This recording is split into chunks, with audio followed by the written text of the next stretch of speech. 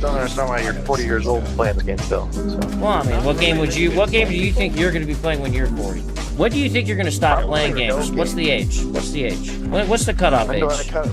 When you're out of high school and college. You're a high school kid? Yeah, I'm in high school. Yeah. How old are you? Why does it matter? Well, I mean, you foresee yourself in the future quitting something you love, like video games? Do you not love video games? You just cruise through it. I mean, I think it's a little bit of a waste of time when you're that old. But. Well, how do you know? You're not old yet. I mean, I can think of probably reasons that video games would be a waste of time for a high school kid, too. Do you have a 4.0? Are you in honor classes to get more than a 4.0? No, but... You know what I'm saying? There's more things you could be doing to improve your life than playing video games, too, right? Yeah, you can study and not play games. Hey, just recreation, man. Having fun. Ain't nothing wrong with that. All right, then. Hello, everybody, and welcome once again to Honey Badger Arcade and the Week in Culture. My name is Brian. I'm here with John, the problematic white guy. Hola. John. What's up? And yeah, we got a lot to get through this week. Lots going on, lots of things I want to touch on. One of the, I guess the biggest one is going to be a discussion about the upcoming Game Developers Conference, the GDC, and why this matters. So, hello to Norwegian Black Templar, Saltpeter Taffy, Robert Johnson. Welcome to the show. Please hit like and share the stream. The reason why I put it on a vertical is because it generally has a slightly better chance of reaching people when it's on the vertical. So just give a shout out and thank you for joining us on the show today. Okay. So let's start by, I don't have an image for this one, but I figured let's start with this. So guys, the Chuds are winning. The Chuds are winning because on Saturday, March 1st, Jason Schreier, well-known video game journalist, that will be today, by the way. Yep. Well-known video game journalist and author currently working at Bloomberg News, recently made comments about the state of the games media industry, specifically noting that there are only about 24 full-time journalists left working in the video game press. This statement has sparked significant discussion online, particularly on X, where it's been widely shared and debated over the last few days. Yeah, that makes me interesting. This is good. Yes. Yeah, there used to be 40. So when I last heard, so well, yeah, like about 24 left working full time. And the thing that's crazy about that is you have to consider that this is a very small number of journalists left, and it is the largest entertainment industry of all time, but definitely in existence today. So the gaming industry has never been bigger, but game journals have never been fewer. So, which is part of the reason that they're able to keep their hive mind locked down, because they only have to get 24 people on board, and that's not too hard, especially when you start talking about the stuff that we'll get into later today, because they're all ideologically motivated towards the same end. So that it's not like they have to convince them; they're all just trapped by their ideology. So, yep. So, he also went on to say that he reportedly said that he wouldn't be shocked if we see even more gaming outlets disappear in 2025. That reflects a bleak outlook for the industry's future, the industry of games journalism. Remember those people that we were saying they should probably get their ethics in order about 10 years ago? Remember when we were saying that, and that they might end up, sort of making themselves obsolete? Yeah, it seems like something like that has happened. Yep. Okay. So most people, again, Grums, at Pirate Nation, they basically were, doing a victory dance. Someone named Uwu 2024 said that basically said that they're propaganda workers and they deserve to lose their jobs. Yeah. So yeah, I guess that's basically what we're learning, is that there aren't a lot of people left doing games journalism. It's a shrinking business. Of course, Jason Schreier, who used to be a games journal himself, he has the fortunate opportunities to work at Bloomberg. So he basically still has a job spreading propaganda on a broader scale. But I wanted to get your thoughts on this one, John. Well, I mean, I kind of gave a little preview of it, just a moment ago. I think that, this is effectively like they're like a ministry of truth coalition, and it doesn't take many of them, much like the AP, is able to replicate stories and pretend as though it's from your local news source. This is just mass publication propaganda, and they're able to have a reach that's far and wide, and they don't really want to have too much dissension. So having a small number of people is really kind of ultimately what these corporatist globalists would strive for. So, in one hand, like, yes, we are, knocking them out of the way. But also at the same time, it's kind of like a master chess player. They get rid of all their unessential pieces.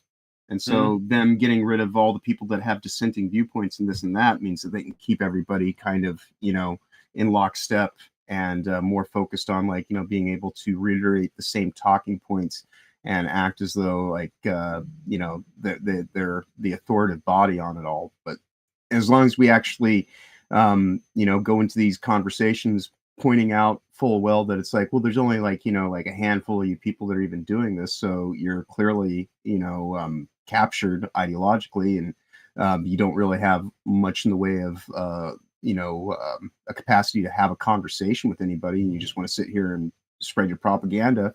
You can pretty much undermine any of their supposed appeal to authority that they're going to try to pull on you, or them trying to say, well, I have a degree. Well, I don't give a shit if you have a degree.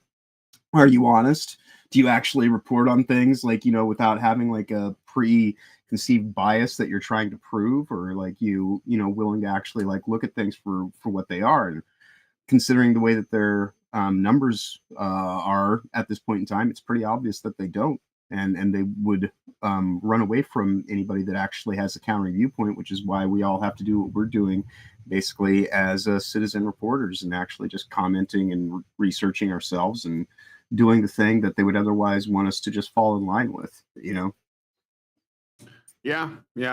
And like basically no one watches or reads mainstream games journalism anyway. That's like primarily the reason why it's dying.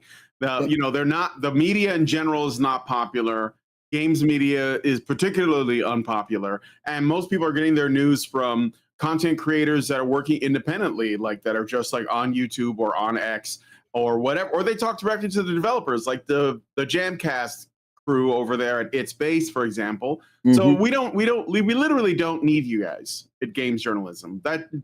So yeah, keep firing people, I guess. And maybe if you like get a little bit of integrity and start like, being honest, maybe you'll be able to retain some people. So anyway, good luck with that. And I just wanted to give that one a short, that just shows again, yes, it's a small number of people. Yes, they are easy to control, but they have no credibility. So nobody cares. So anyway, let us know what you guys think about that one in the comments. Okay, let's move on to this story.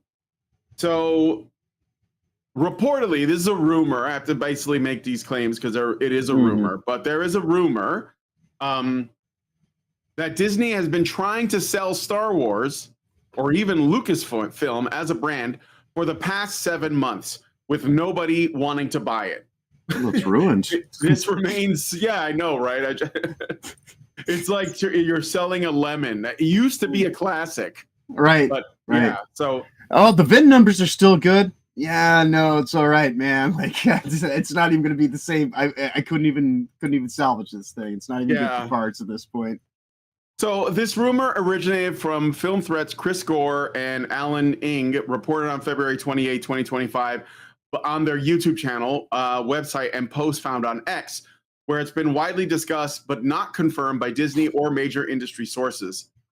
If you guys don't know Chris Gore, I think his channel is called Film Threat, and he often makes appearances on Nerdrotic's channel for live streams in the middle of the day. And he's kind of a Hollywood insider with 30 plus years of experience. And he claims a trusted financial sector source told him that Disney has been putting out feelers to sell the franchise or even Lucasfilm itself. But after 7 months, no buyer has stepped up. He emphasized this as a single source rumor, urging others in the industry to corroborate it, but no additional verification has emerged in the past few days.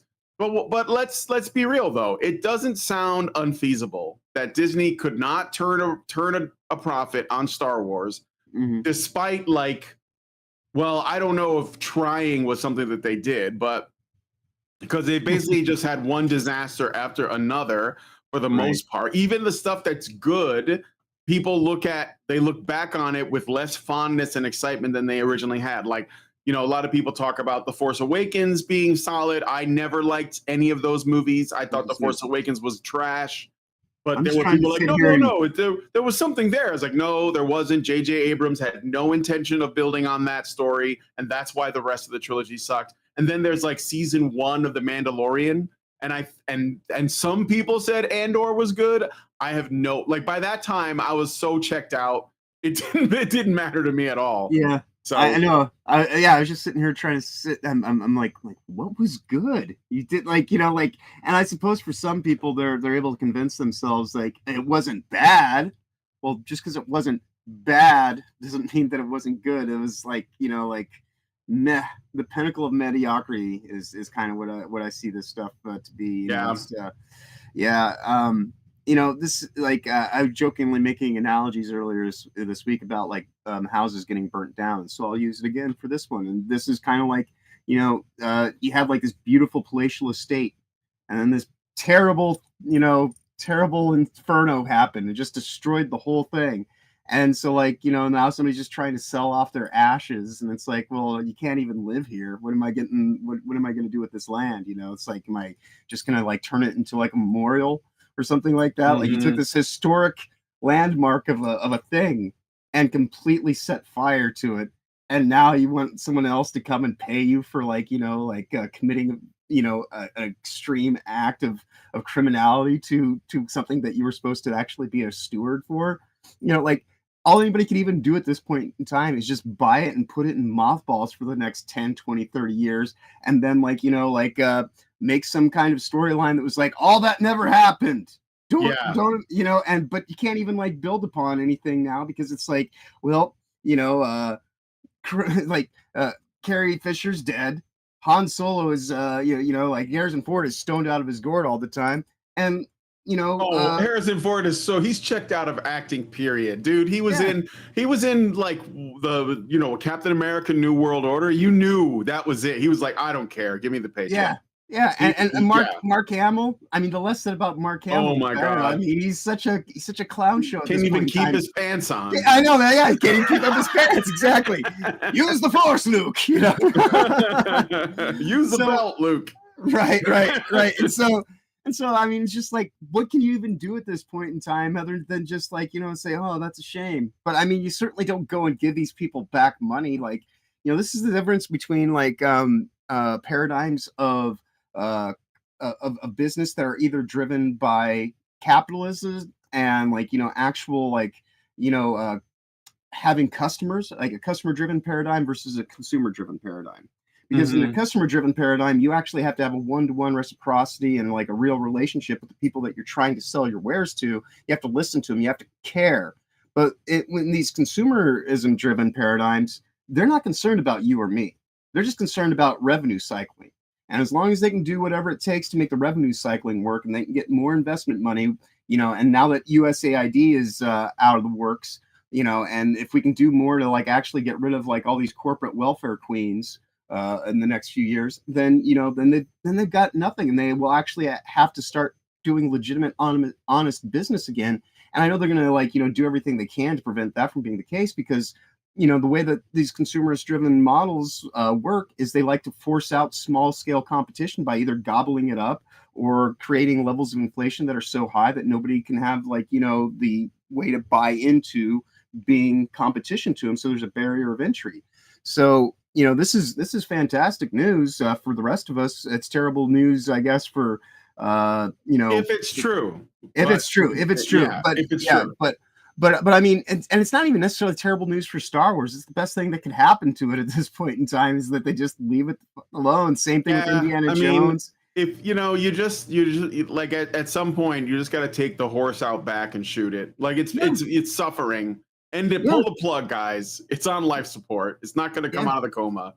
And trying to these properties are like 50, 60 years old and things like that, and they're like trying to act like they're hip and fresh and hey, young children, you know, like Yeah. The best thing about Star Wars is there is no good and evil. It just depends on your point of view, man. right, and it's yeah, get fucked with that kind of stuff. And like at that point in time, you know, it's just like it's not even worth it, you know, like it's like Yeah. that friend I used to have, you know, it's like I don't even worry about what he's really up to these days because I'm assuming it's just, you know, pushing like the narrative for insanity because he works in a DEI center. So, you know, I kind of have to stop worrying about it. You know, it's like guy I knew is long since gone and he's never coming back. And so, you know, it's like I hope he's well enough, but you know, it's like that's about all you can do with it. And same thing with like, you know, Star Wars. It's like, oh, it's it's fallen on such hard times. They want to sell it to somebody. Oh, gee, what a shame. But I can't really, you know, I mean, I wouldn't look forward to any, even if anybody bought it at this point in time. It's too little, too late. It was, you know, completely undermined and utterly ruined by the stewardship of Kathleen Kennedy and the Disney Corporation. So Yeah. rest in piss.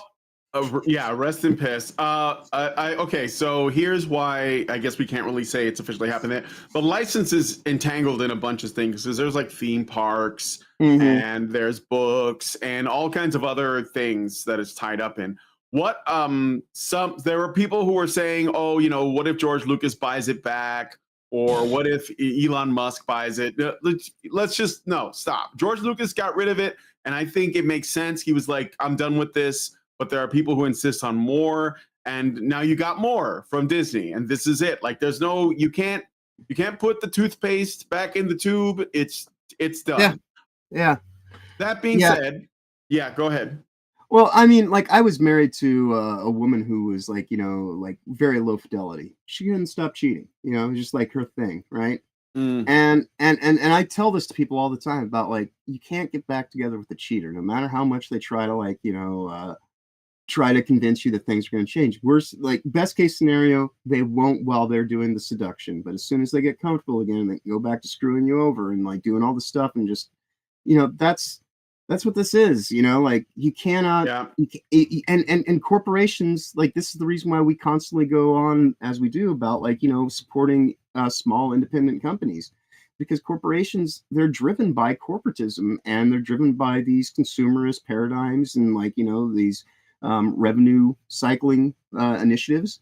And so you can't trust them for anything. And all these people that like, when they do talk about like, oh, I just wanted to be good again, I'm willing to get another chance. It's like, why? What's wrong with you? Like, do you like being cucked that much?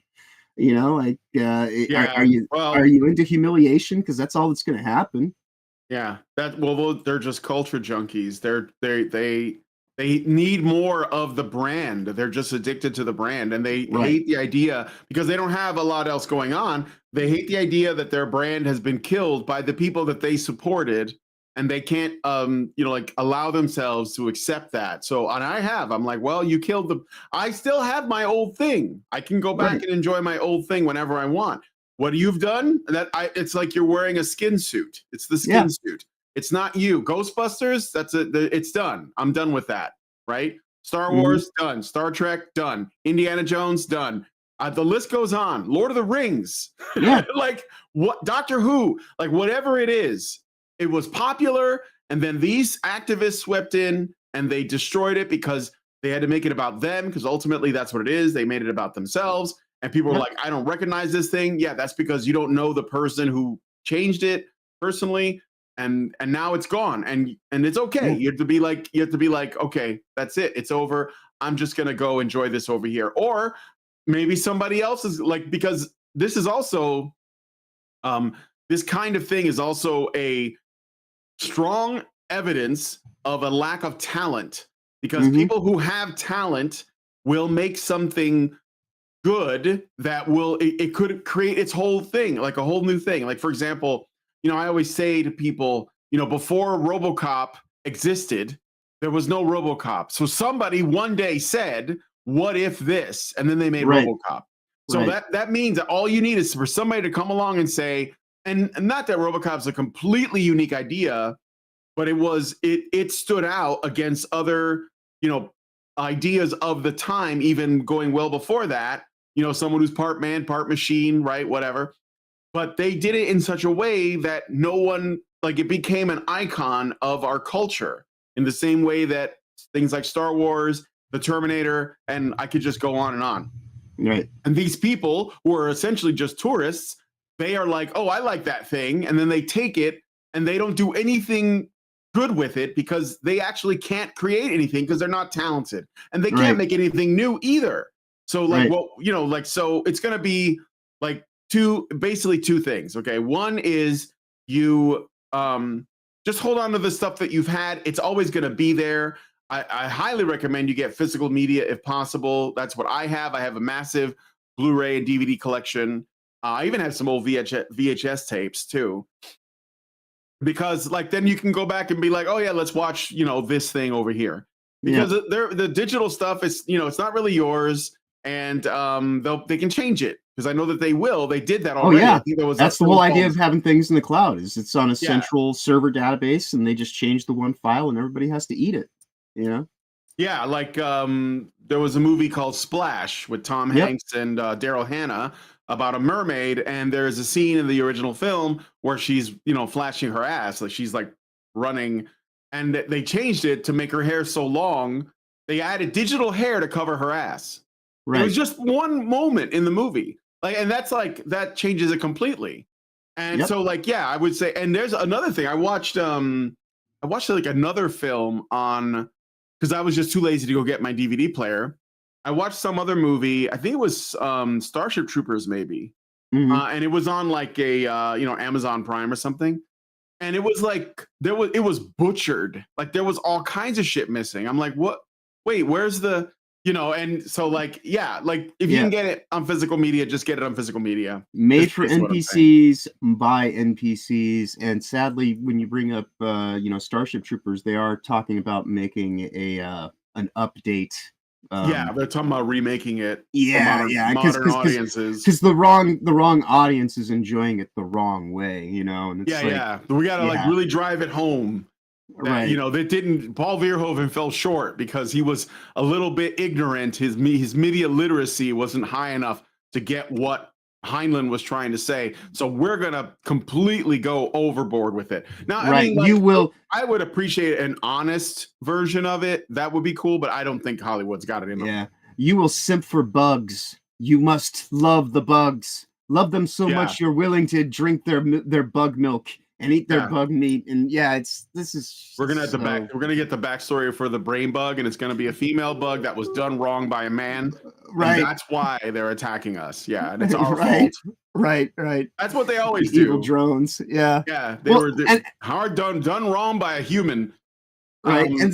And well, the funny thing about it is today, like, you know, we're going to be talking about GDC later, and ultimately that is the gateway for a lot of this fuckery. Is like not only just GDC, but also like you know, film conventions for filmmakers and things like that. Like it's basically the ideological you know, baking zone of brain baking zone of going to college in recent decades. You know, they all stumbled upon like, oh well, these analytical formulas tell us how to make movies, and it's like you don't need a formula to make a movie. You just need to have a good idea. You just need to have a story to tell. They're like, yes, but no.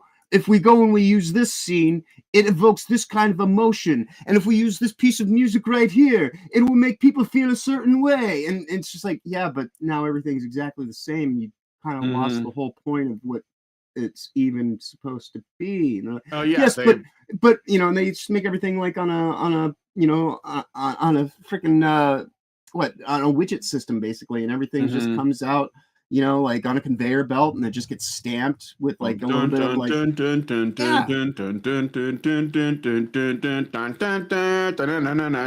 that?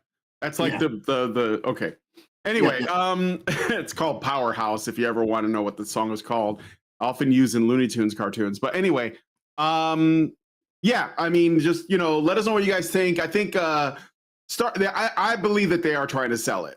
But that would be, well, I have we're going to move on to the next things. Let us know what you guys think about this one in the comments. Xeranx gave us a super chat and says, Rumble Rant, actually, sorry, Rumble Rant. for $5. Thank you, Xeranx, and says, I've been looking into how to create a similar Star Wars story since Disney has been crapping on the IP. It can't be saved, and I think now people can make their own universes. Thanks, Kathleen Kennedy.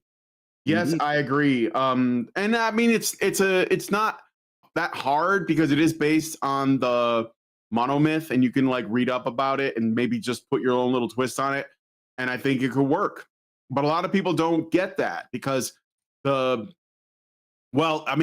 an inherently masculine myth. There is also that. But anyway, speaking of Kathleen Kennedy, so there are reports to suggest that Kathleen Kennedy may be planning to step down or retire by the end of 2025. This is Kathleen Kennedy pictured here, by the way. But the situation remains uncertain and unconfirmed by official sources.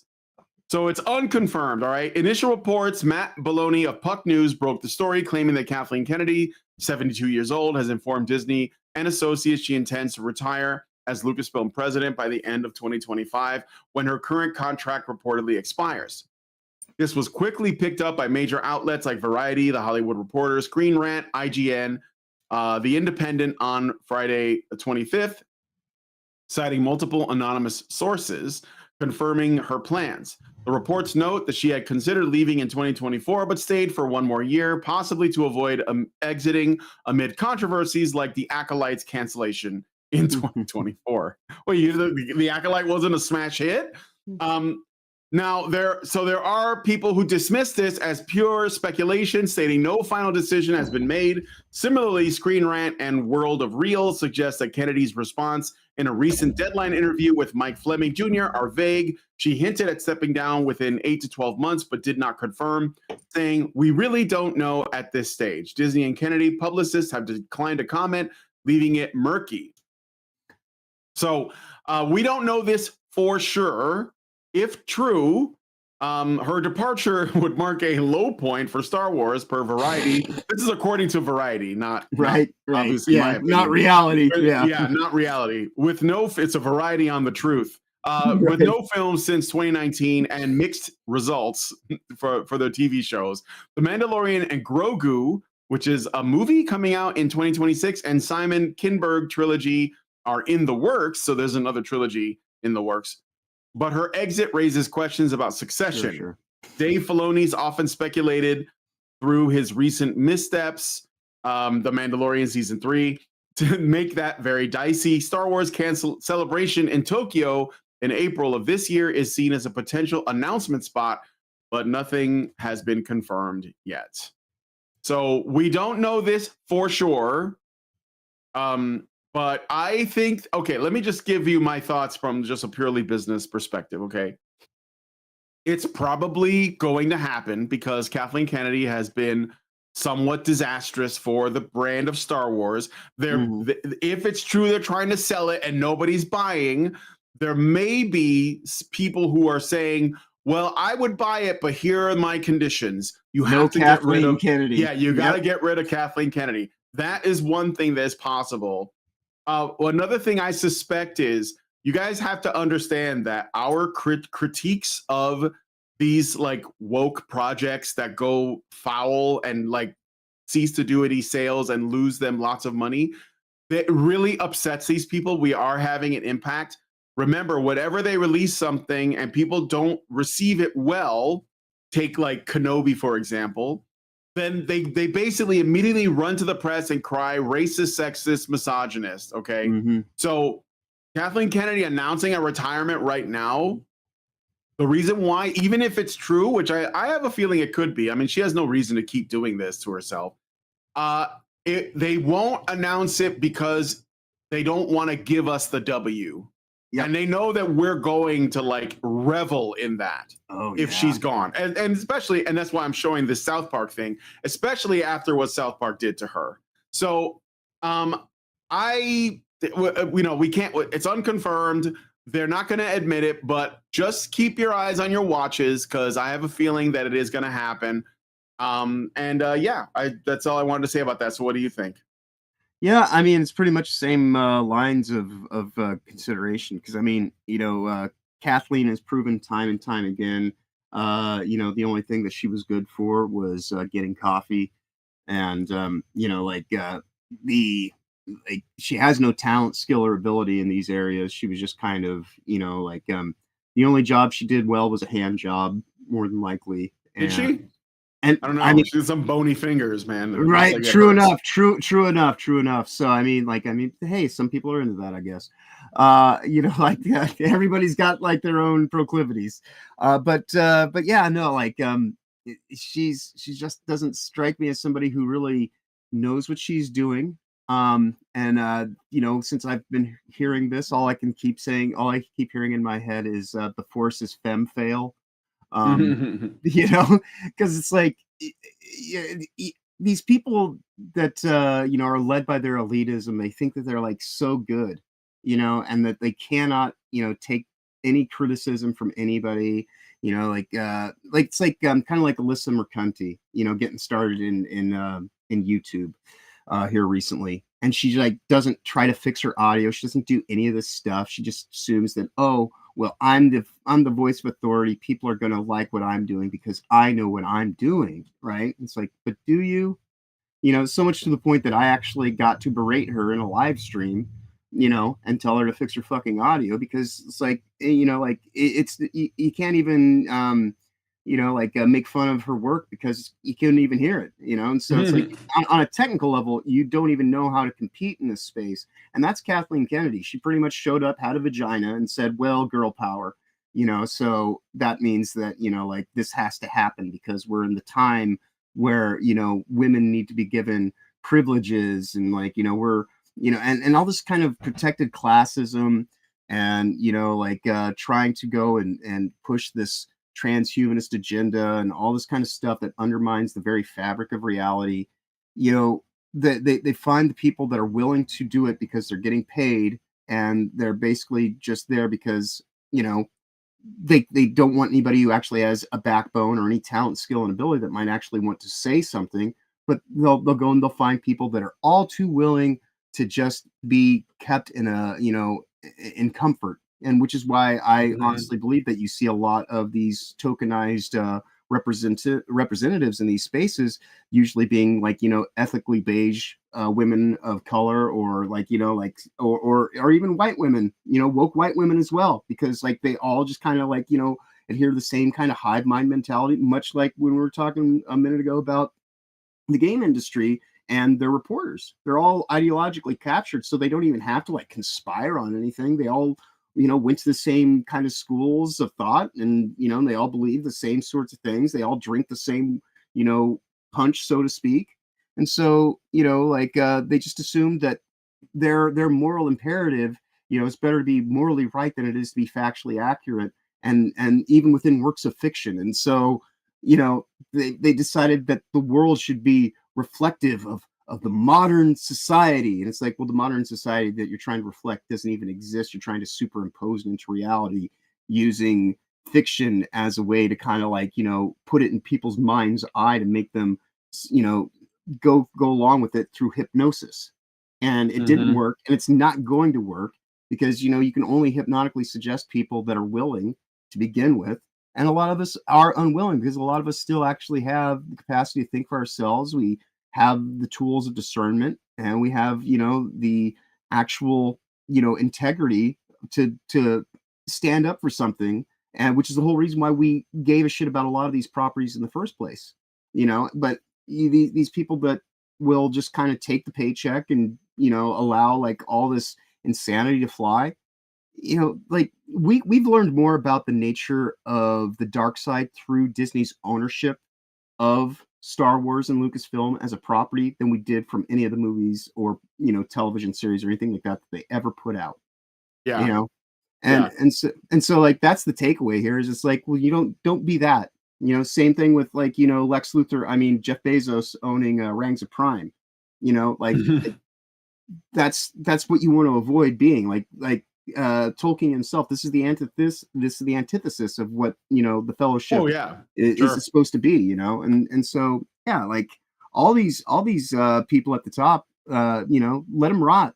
And that's the whole reason why Grum said the 2-year moratorium, and I'm more extreme. I say just burn it all. take your nostalgia and your memories with you, but go find new things, forge your own paths ahead. Just find comfort in the creativity of just having good conversations with people, because you're going to have a much more one-to-one kind of real experience that's not able to be replicated and stamped into that conveyor belt method, like we just mentioned, by actually having legitimate conversations with people who don't share 100% of your ideological perspectives or any of that kind of stuff than you ever will by going to any form of mass media these days. And so, like most of my time is spent just here doing stuff online, having conversations throughout the week, or doing production work and actually investing in having those better conversations and doing real research and all that kind of stuff. So that's the best thing I could tell for anybody. But it's like their life to live. But following after these Judas goats is only going to lead you to slaughter. Yeah. Well, let us know what you guys think about this. I suspect that there is a connection between what's going on with the rumor about selling Star Wars and the rumor about Kathleen Kennedy stepping down. It seems to be like the smartest thing Disney could do at this point.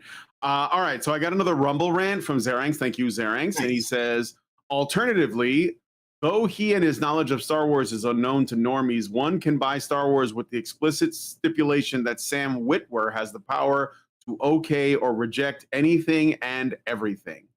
Yeah, I mean, like, I think that people are going to do whatever they can to keep these franchises alive.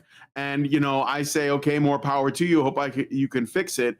Just because people are attached, and I understand that's just human nature. It's like losing a friend. But I just, I don't know. It'd have to be something pretty freaking amazing. So, yeah. But let us know what you guys think about that in the comments. I know we're trying to get to the GDC thing, but I have a couple of other small stories that I really wanted to go over really quick. So I don't know if you guys know, but Dragon Age: The Veilguard is now free to play if you are a PlayStation Plus member, and it doesn't matter if you're Essential or whatever. So Dragon Age: The Veilguard will be available to all PlayStation Plus subscribers, including those on the Essential tier, starting March 4th. So that's basically just in a couple of days. Yep. And it's accessible till the end of March. Sony's announcement on February 26, 2025, via the PlayStation blog and post found on X, explicitly states it's part of the PS Plus monthly games lineup for March, which is available to Essential, which is the lowest tier, Extra, and Premium tiers. This means Essential subscribers paying $9.99 a month can claim and keep the game as long as their subscription remains active, just like Extra, which is $15 a month, and Premium, which is $18 a month. Members. It's a standard PS Plus perk, no tier-specific restrictions mentioned, despite its recent AAA status and early inclusion. So this is how you know this game has failed. Yep. Really, really, it's fail hard, not Veilguard, because it has. And I mean, how long has this game been out? Like 4 months. 4 months. Yeah. 4 months in total, and not even a full 4 months, because October is only 28 days. It came out on Halloween on October 31st, 2024. So we had November, all of November. Remember, also, when it came out, they were giving it away with like a video card. So they were giving it away with like an NVIDIA card of some kind. If you were planning on buying it on PC anyway, and you wanted to upgrade your machine, let's say you weren't interested in the game, but you were like, oh, I need a new card. They were like offering, oh, do you want this game? And they're like, no, I just want the card. Thanks. Right. I don't need the game. Right. I'm good. So yeah. Anyway, go ahead. Yeah, no, it's all right. So it came out on October 31st. So we had all of November. That's 30 days. We had December. That's another 31 days. So we're up to 61. And then January, it's another 31 days. So we're up to 92 days. And then we've got December with its 28 days. So that gets us up to 120 days since this thing released. And so it will have been less than 125 days, less than 1/3 of the year, from the time that it came out, making it the shortest time frame interval for any AAA title ever in history to go onto PSN's free tier. And yeah, I mean, it's all like, I know that Concord saved it from being a complete and utter debacle for 2024 and having like the quickest time frame of collapse. But Yeah. this is quite literally the fastest a single player title has collapsed this hard, in the game industry. They had to literally just take a paycheck from Sony because of the consumerist driven model being based on revenue cycling. And so what they're going to try to do, that what we were talking about when we featured it on here a couple weeks ago, impressions, right? 3 million engagements is what they were shooting for. They got 1.5. So this is them doing everything they can to try to get any amount of numbers they can close to that, just so they can go to their investors and and the stakeholders and say, well, we got this many engagements, so we'll be able to put this many of the ideas in front of people. So all that's all that stuff that we've been talking about, like that's terrible, that we don't want a part of. The investor groups, they're the ones that from the top down, from the WF and the United Nations and the Rockefeller Foundations and all this kind of fuckery, they want to put it in the media because ultimately they want to get rid of us all. And so that's why they use stakeholder capitalism, what they call stakeholder capitalism, as opposed to shareholder, because stakeholders don't actually have anything at risk. They're basically saying we just have an emotional stake in the product, and this is actually like what they do in libraries. So the thing about, and I know some people love libraries, but the thing about libraries is where they push the most propaganda, because the books are free. Right, the books are free, which means they're publicly funded, and so they can put in stuff that no one has an interest in reading. That's where you get all your weird queer, trans propaganda stuff, your Marxist shit, like your Communist Manifesto and Das Kapital. Like you can find all of that in the library because nobody would buy it otherwise. That's what Marvel's been doing with their comic books. For example, not just titles like Dustbin, all that kind of stuff. Yeah, they're basically just making them available for free, and that's kind of like what they're going to use, because if no one's going to buy it because they can't create a market that isn't interested, then they're just like, oh, well, what if we just made it free? Yeah, and so that's superimpose it into the market. Yeah, so that's and again, it does, as you were saying, it artificially inflates the number of players, I guess. Yeah, so they can say, look at all the people playing our game. Well, yeah, you gave it away for free. Yeah, engagement dollars and exposure bucks. That's all that they can rely on at this point in time, or corporate synergies. It makes me smile, and the less people that download it this month, the better, because then it'll even be an even bigger fail. I'm not going to. I think I've got less than a week left on my PSN account subscription, and so I'll download the Ninja Turtle game. But that's the only one that I have an interest in. I was gonna say, I was thinking about doing like potentially a playthrough of it for the lulz, because I know there's a lot of cringe in it, and it wouldn't cost me anything, and I wouldn't be giving them anything. But I don't have a PS5. I don't think it runs on PS4. It's probably not to my knowledge. They stopped doing PS4 titles in the download. Well, they still do them. So if the game is like, I know that there's a moratorium for them.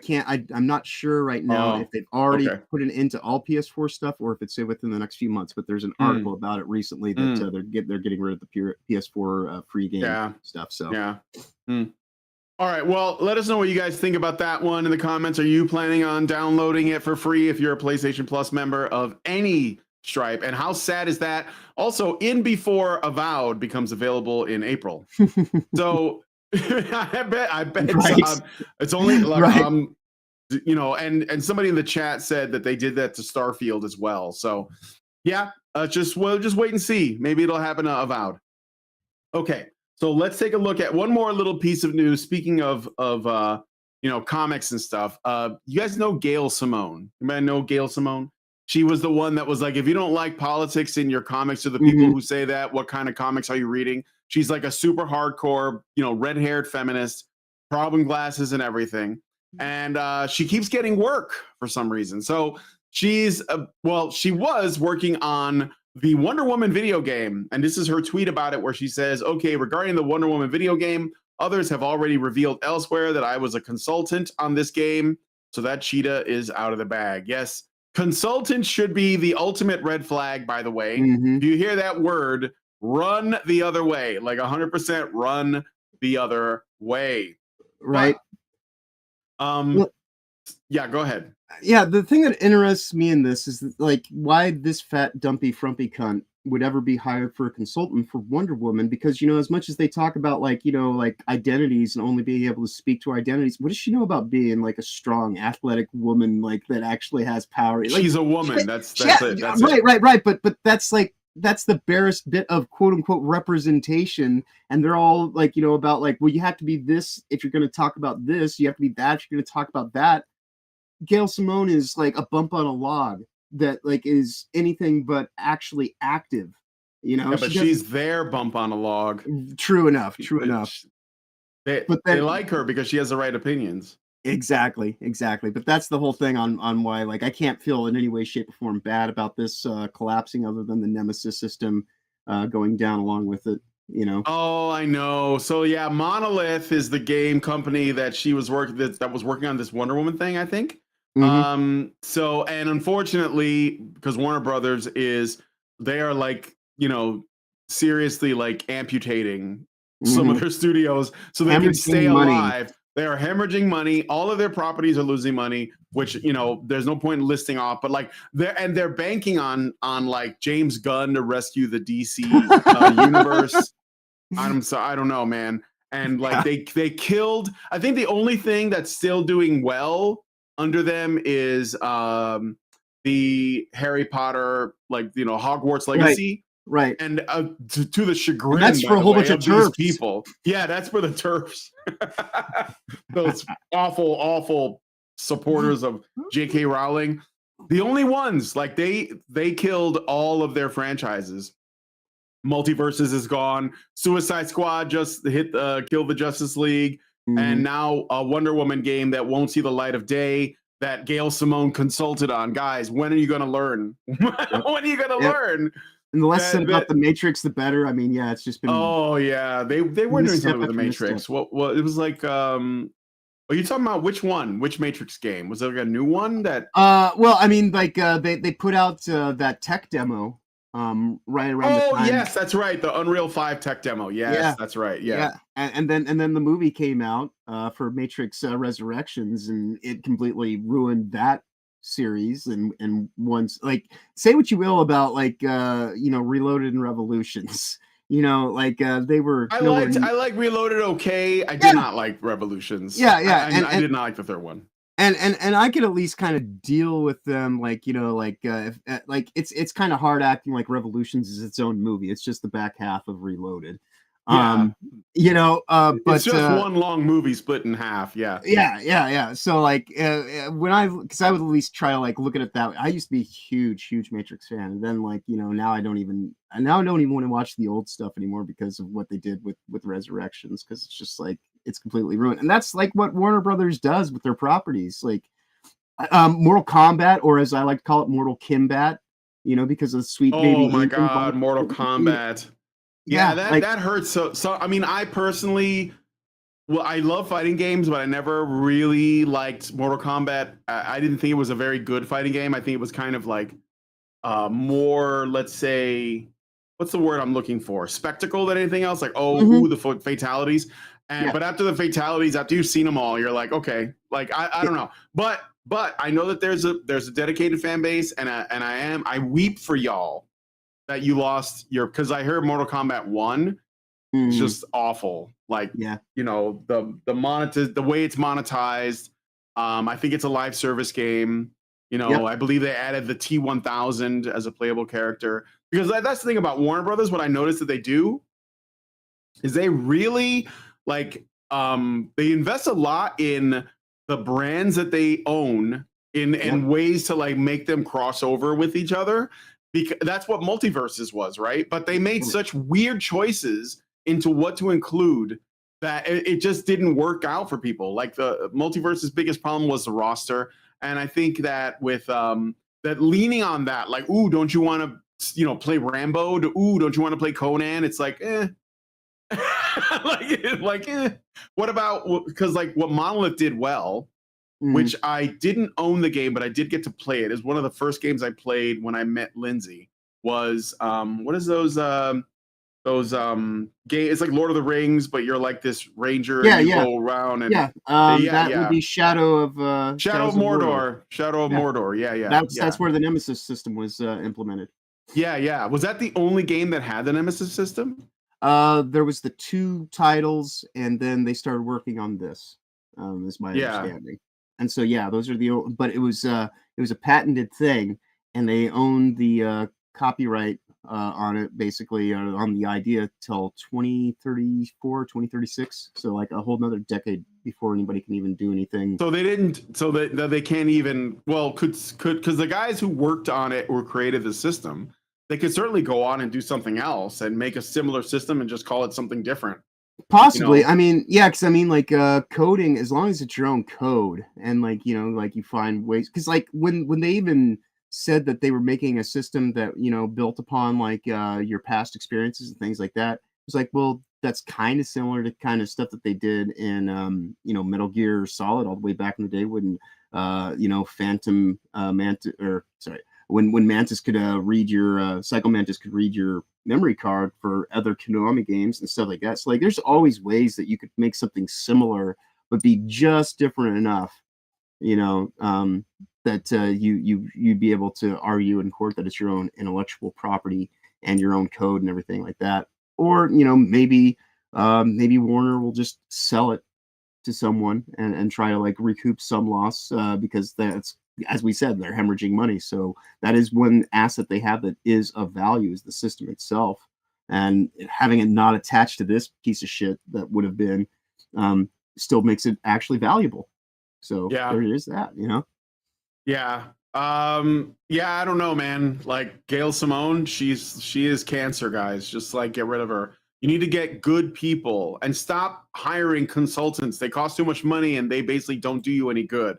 Yep. Stop allowing your businesses to be led by HR and marketing, and like, because they're all just from the production end of things, and like the whole idea of that HR and PR, marketing services, that's what you do after you've already created the thing and you know what you're doing with it and it has an identity, and then you just need to go and have people like make advertisements for it, not try to like ideologically lead you down like these pathways of, well, you need to do this, this, and this based on this analytical statistical data, blah, blah, blah, blah. It's like, would you just shut the fuck up? Let me tell my stories. You do your job. I'll do mine. Stop getting in the fucking way. And, like, go get a fucking latte because that's all you're good for. You smell like cat piss, and that's how these women, these woke white women, despite what their color, creed, gender, or, anything might be, they're all woke white women, and they all need to be told to shut the fuck up and sit down and just like understand that they don't know anything about anything, because the one thing that modern feminists has proven in a short period of time is they're so good at fucking things up that they deserve an award for it, but they would fuck that up too. For as much as they want to talk about the problems with men and misogyny and everything like that, look how quickly entertainment was destroyed in a matter of years, a little over a decade, and they destroyed a century of entertainment. Way to go. Well, stunning and brave. Well, they're more suffering is necessary in order for people to learn their lesson. That's all I can say.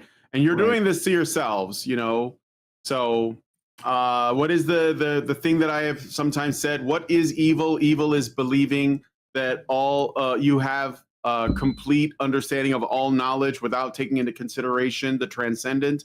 And when you do that, you immediately put yourself in a position that is just like hell, because you don't have the humility to say, I'm wrong and I don't know everything.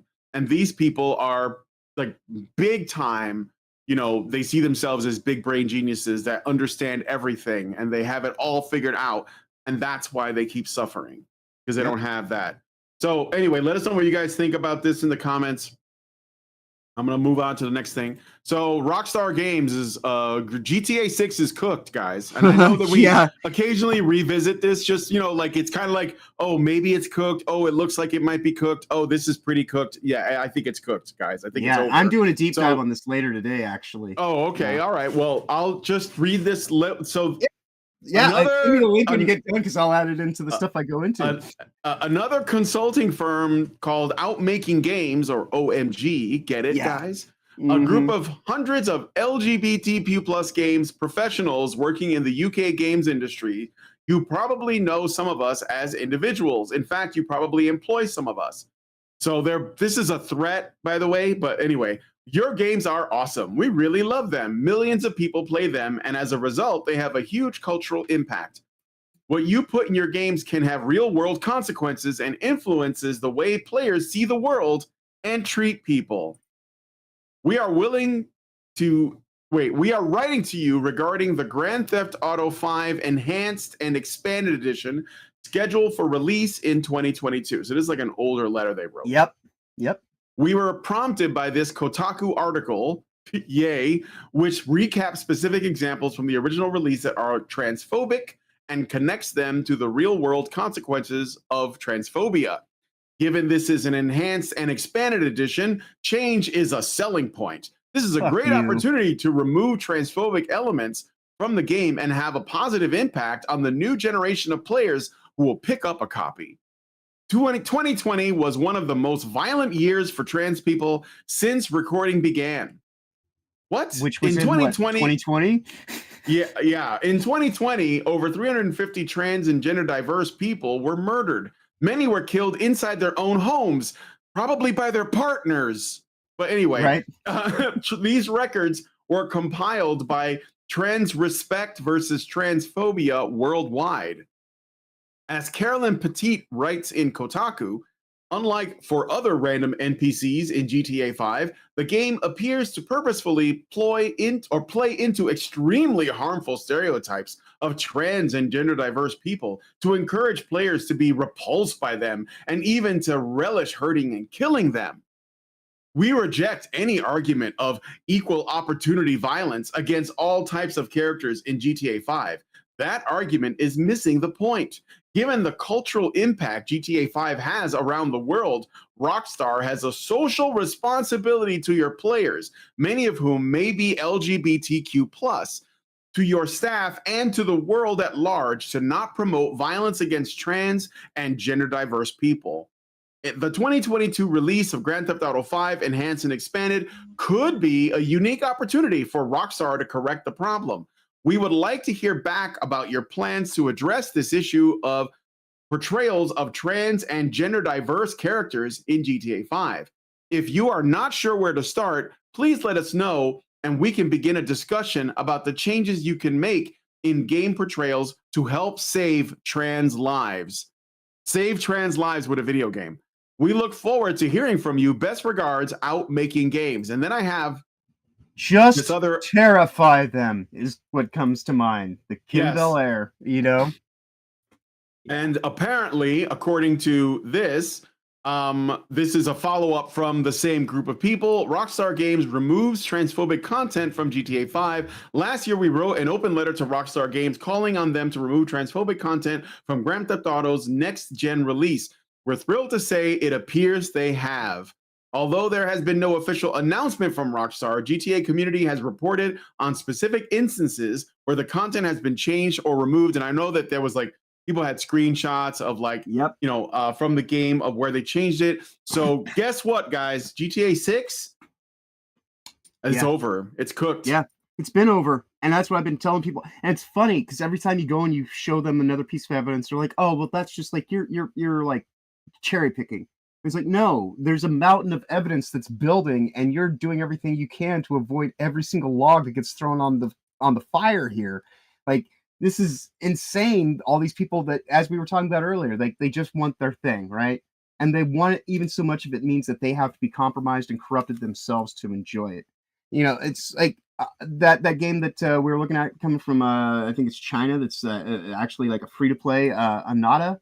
I believe, where the, Oh, with the toilets. It's called Ananta, I think. Yeah, It's, yeah. it's a GTA competitor, but it's got like Like cell superpowers shaded and anime and VTubers and what? shit. Yeah, Yeah. but it's absurd, and that's like what it should be because games are not Like what reality. Saints Row used to be. Like the Right. reason why this is the funny thing is that the reason why Saints Row became popular, but when it first came out was because GTA was starting to take itself a little bit too seriously. Yeah. Yep.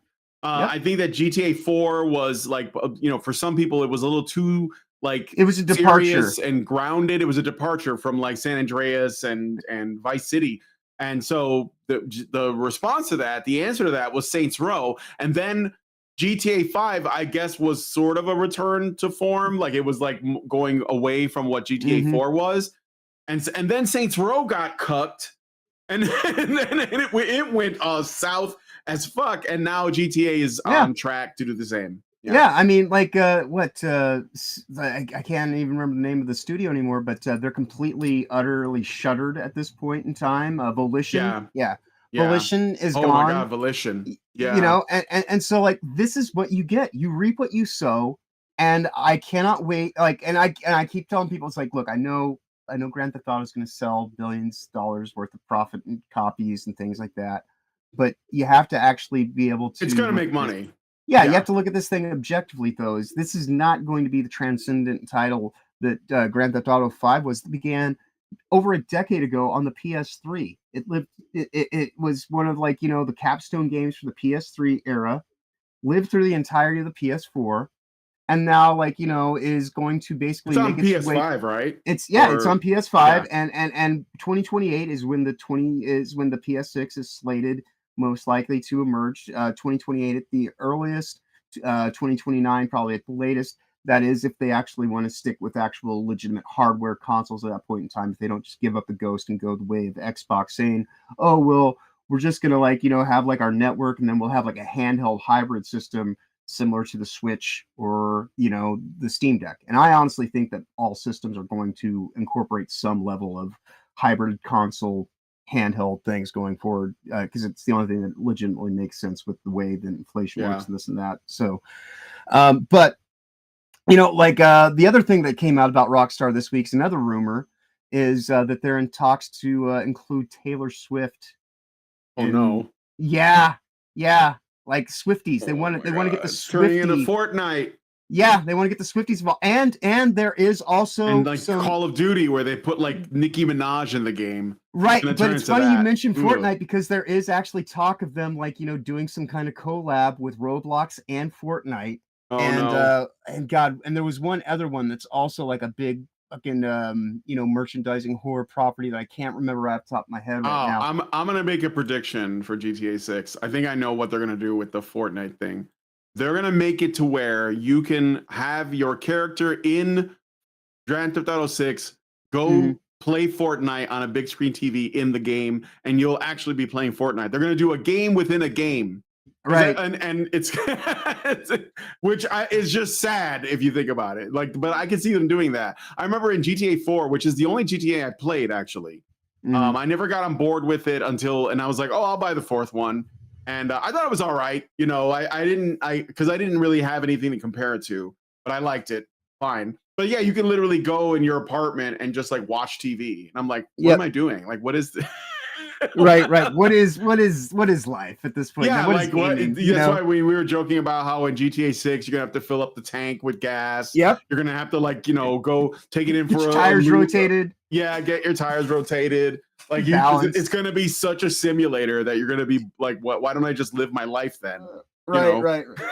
Why don't I save myself $100 of the barrier of entry plus the $100 a year to actually have full-fledged game mechanics included? Because that's the thing that that's one of the other aspects of Grand Theft Auto that people aren't taking into account, is that they are totally going to have the for sale cost be $100, and they may and they it's may going to be a quintuple. It's going to be a quintuple A game. That's why. Right. And then to get the fullness of the game, you're going to need to subscribe to GTA Plus, which is $8 plus tax a month. So you're looking at $100 a year in extended service fees just to be able to actually have a fully functional fucking game. So this is not good. this and will people buy into it? Yes, there are a lot of Yeah. people that just want the brand, the thing that they're familiar with, and they want to and they'll do everything they can to lie and deny to themselves it's somehow good. But this is what Ryan Roger Thea likes to refer to as covert wokeism, and so it won't be so terribly in your face because you'll still be able to commit crimes and do this and do that, but it'll be like the little things that don't quite make sense. Like, why can't I target that thing over there? It's like, because that's a woman, yeah. Yeah, no, of course. It's like they didn't it? Well, something like that in Red Dead 2, where Right. they already like sort of hinted at it, where it's like, well, if there's a bunch of Klansmen, you can just kill them and there won't be any penalties. Nobody will try to arrest you. But if you Right. do something to the suffragette, like you immediately like get like the whole city is on your ass. Yeah, you get a bounty on your head. So and it literally is the opposite of freedom, really. Like maybe I don't want to kill the Klansmen. Yeah, it's a game. Like, let me escape. Maybe I'll join them. Let's see what that's like. I don't know. Right. There's right. also like a dude. I think there's like in Red Dead 2 in one of the towns, Saint Denis, I think it's called. Mhm. It's like the kind of like like a New Orleans type. Yep. Yeah. There's a guy there that's like openly like white nationalist dude that's like on the street, and you can beat him up and nobody cares. Like, for example. So they obviously like pick and choose, what is permitted and what is not permitted in an open world. And when you look at what they would consider to be the most contentious things, that's how you know. So yeah, I'm sure they're going to do that in GTA 6. I'm sure. Yeah. And as in Red Dead, as you mentioned, like, they made sure that they didn't actually have Native American tribes out on the plains, because it would have been like, like, imagine you go and slaughter like, an Indian tribe, you terrible bigot, and so like we'll just remove that from the possibility by not including it in the game, and so and they did that with GTA Online with I mentioned it here before. I mentioned all sorts of places with that salvage yard update. They made it so that you literally like you cannot target the female NPCs that are in the level. The only way that they can quote unquote die is through environmental damage by lobbing grenades and things like that, and just getting caught up in the shockwave. So Grand Theft Auto, Rockstar, whatever, to whatever degree, Take-Two Interactive is, or 2K, like all the they're completely overrun and undermined by ideological shitheads that don't know anything about actual legitimate game design. And the only way that you can keep your job there was in 2020 you had to take a DEI kind of compatibility test to expose where your failings were, and you had to get like a certain score. And this was only for the white guys. You had to get a certificate that says that you passed to show that you were compassionate enough to keep your job. Like there's so many ways, so many things you can point to that actually shows that Grand Theft Auto is beyond done. It's beyond cooked. It is ruined. It's completely and utterly wrecked. And this thing coming out, it doesn't have anybody but Dan Houser still there, but Leslie Benzie, Laszlo, his brother, like all the main players that were actually involved with the actual storytelling and the legitimacy of what makes the Grand Theft Auto, they've all left. They all moved on, and they all moved on in 2020, basically because of the things that we've been sitting here talking about. Because they were like, well, yeah. I don't want to be hampered by this stuff. And it's like, well, we own your company now, so you're just a brand label. And and it's like, well, you can own the brand label Grand Theft Auto, but you can't own the spirit of the people behind it that actually made it good. And they were wise enough to walk away from it. And if the creators who would actually profit off this are smart enough to get away with it, you as a low-level, customer in the equation should know just as well. If the guys who are going to make profit off of this don't want to be a part of it, why should you? You know what? One thing I always wanted, I wonder why Rockstar did not try to do is something a little bit more, I guess, less grounded in reality. One thing I really, really liked was when they did the Red Dead Zombie Apocalypse game. I thought it was like, it was its own game, basically. But there was talk of doing stuff like that, but then the ideological takeover happened. There was a few things that happened in the decade of GTA 5 and online. If you think about like what Rockstar was doing well, and there were some things that like that a lot of people say, they should bring back Bully, like do a sequel to that. I thought was a really good game. Or there was another one. I liked LA Noire. I thought it was a really strong concept, but it just needed a little bit more development. And those were great, but like, what could they have done with something like, say, making something like a fantasy game, like that takes place in a fantasy setting or a science fiction setting or something? Go ahead. The guys who left, they started a new studio, and the game is called Absurdverse, if I remember correctly, that they're working on, and it's like Absurd Entertainment or something like that is the name of the new company. And that's looking to be a little bit more kind of like tongue-in-cheek, kind of like insane, like taking like the core elements of what made Grand Theft Auto good, but also adding into it like infinite possibilities and capacities to kind of like just have fun and make it like it's like the destroy ultimate all sandbox humans game. Right. Or what was a really popular one? In April. I'm sorry. In April, I have a theme. I'm going to be calling it Capril, and it's going to be all games that have like superhero characters in them, but like a lot of old ones. And one of them is Hulk Ultimate Destruction. That is like one of my favorite open world games. You can just destroy the entire city. Like that is ultimate wish fulfillment. So Hulk Ultimate Destruction, that's a good one. Prototype is the same developers. I never played Prototype, but that is the same devs that did Hulk Ultimate Destruction, another really over-the-top, absolutely insane open world game. There was one on the Xbox 360 that I never played called, I think it's called Crackdown, and you're like super cops or something. That looked really good too. So, Crackdown was good. Yeah, I bet. Anyway, got a super chat here. Yeah, I got a super chat. Let me just read that, and we're gonna get into the main story, which is the GDC. So Dean Domino, thank you, Dean Domino, gives us $4.99 and says, much as I like dunking on fail hard, I don't use the video card argument because Witcher 3 and Space Marine 2 had similar deals and those didn't flop.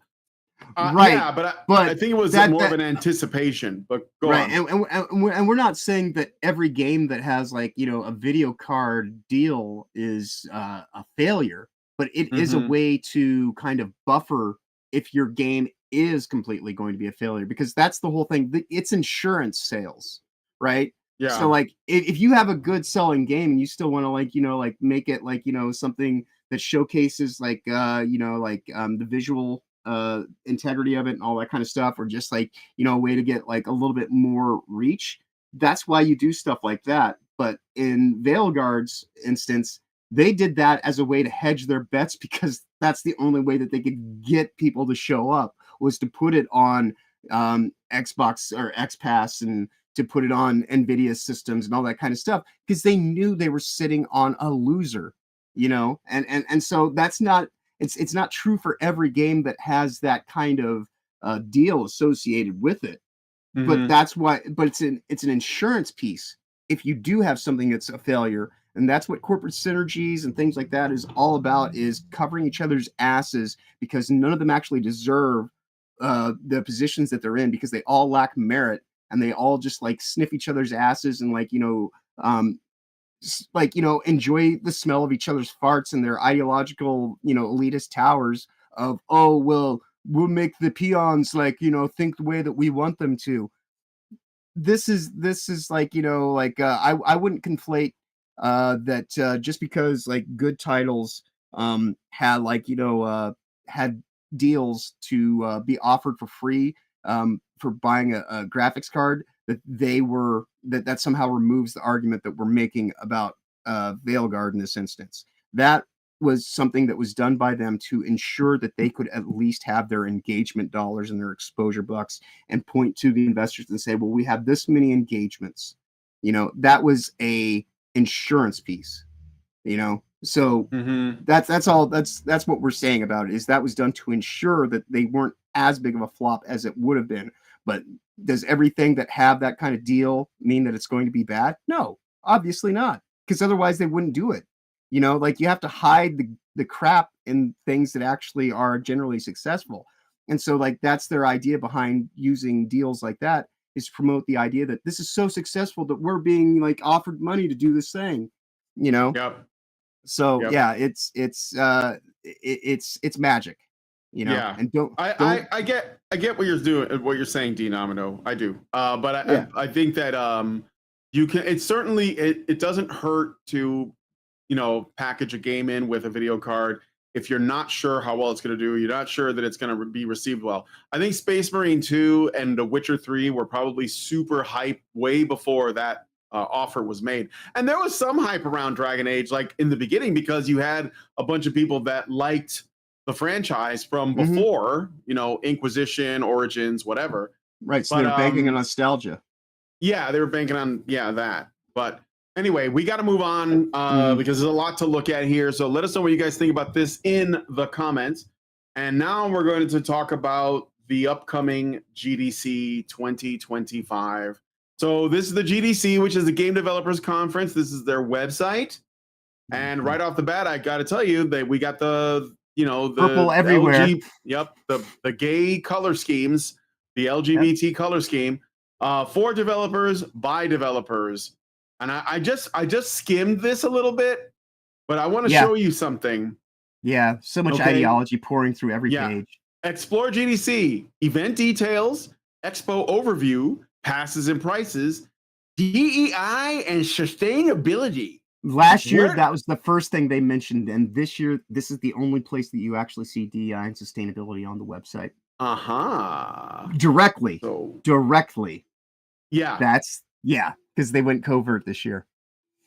Somewhat. I mean, like they were just hoping. Oh yeah. I mean, like it's as covert as like a pride parade, but you know, it's. I mean, yeah, for sure. It's obvious what this is, but they're trying to like hedge their bets and like, you know, like, oh well, we didn't say it directly.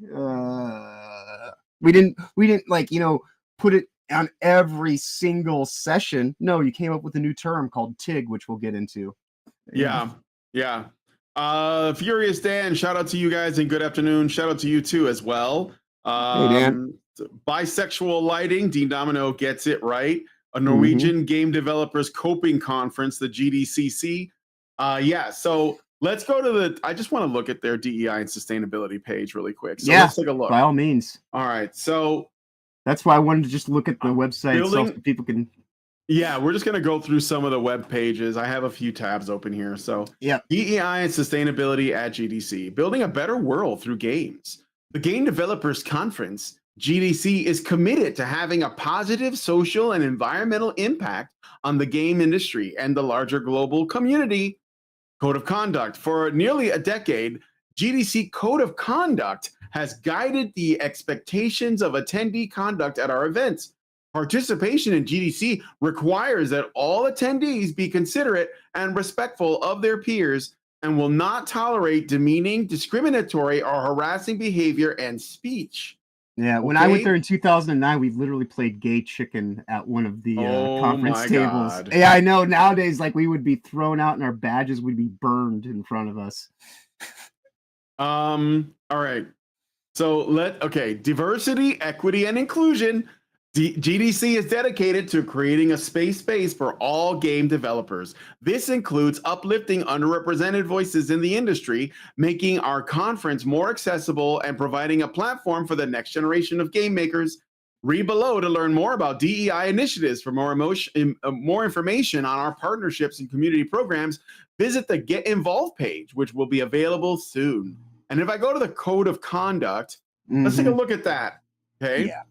Expected behavior: be considerate, respectful, and collaborative. Refrain from demeaning. And remember, even if this stuff sounds reasonable on the surface, you have to ask yourself who decides what is considered arbiter of these things? Respectful, and collaborative. Refrain from demeaning, discriminatory, or harassing behavior and speech. Be mindful of your online presence and those of your fellow participants. Alert conference organizers if you notice a dangerous or inappropriate situation or someone in distress. Comply with instructions. So be mindful of your online presence. I don't know if this is like referring to like if you say you want to go to a conference and you're somebody who has tweeted things that these people don't like in the past, for example, I think that's kind of what it is. That's exactly right? what they're referring to. Yeah. Yeah. So your online footprint or whatever, you're not allowed. You're going to get kicked out if you're the wrong kind of person. Comply with instructions of any session moderators, monitors, or any GDC staff. Comply with all applicable laws. Unacceptable behaviors include intimidating, harassing, abusive, discriminatory, derogatory, or demeaning conduct by any attendees of GDC and related events. Many GDC venues are shared with members of the public. Please be respectful to all patrons of these locations. Harassment, and they got to define everything, but even then it's going to be super vague. Offensive verbal comments related to race, gender identity and expression, national origin, religion, disability, marital status, age, sexual orientation, military or veteran status, or other protected category. Inappropriate use of nudity and or sexual images in public areas, including presentation slides.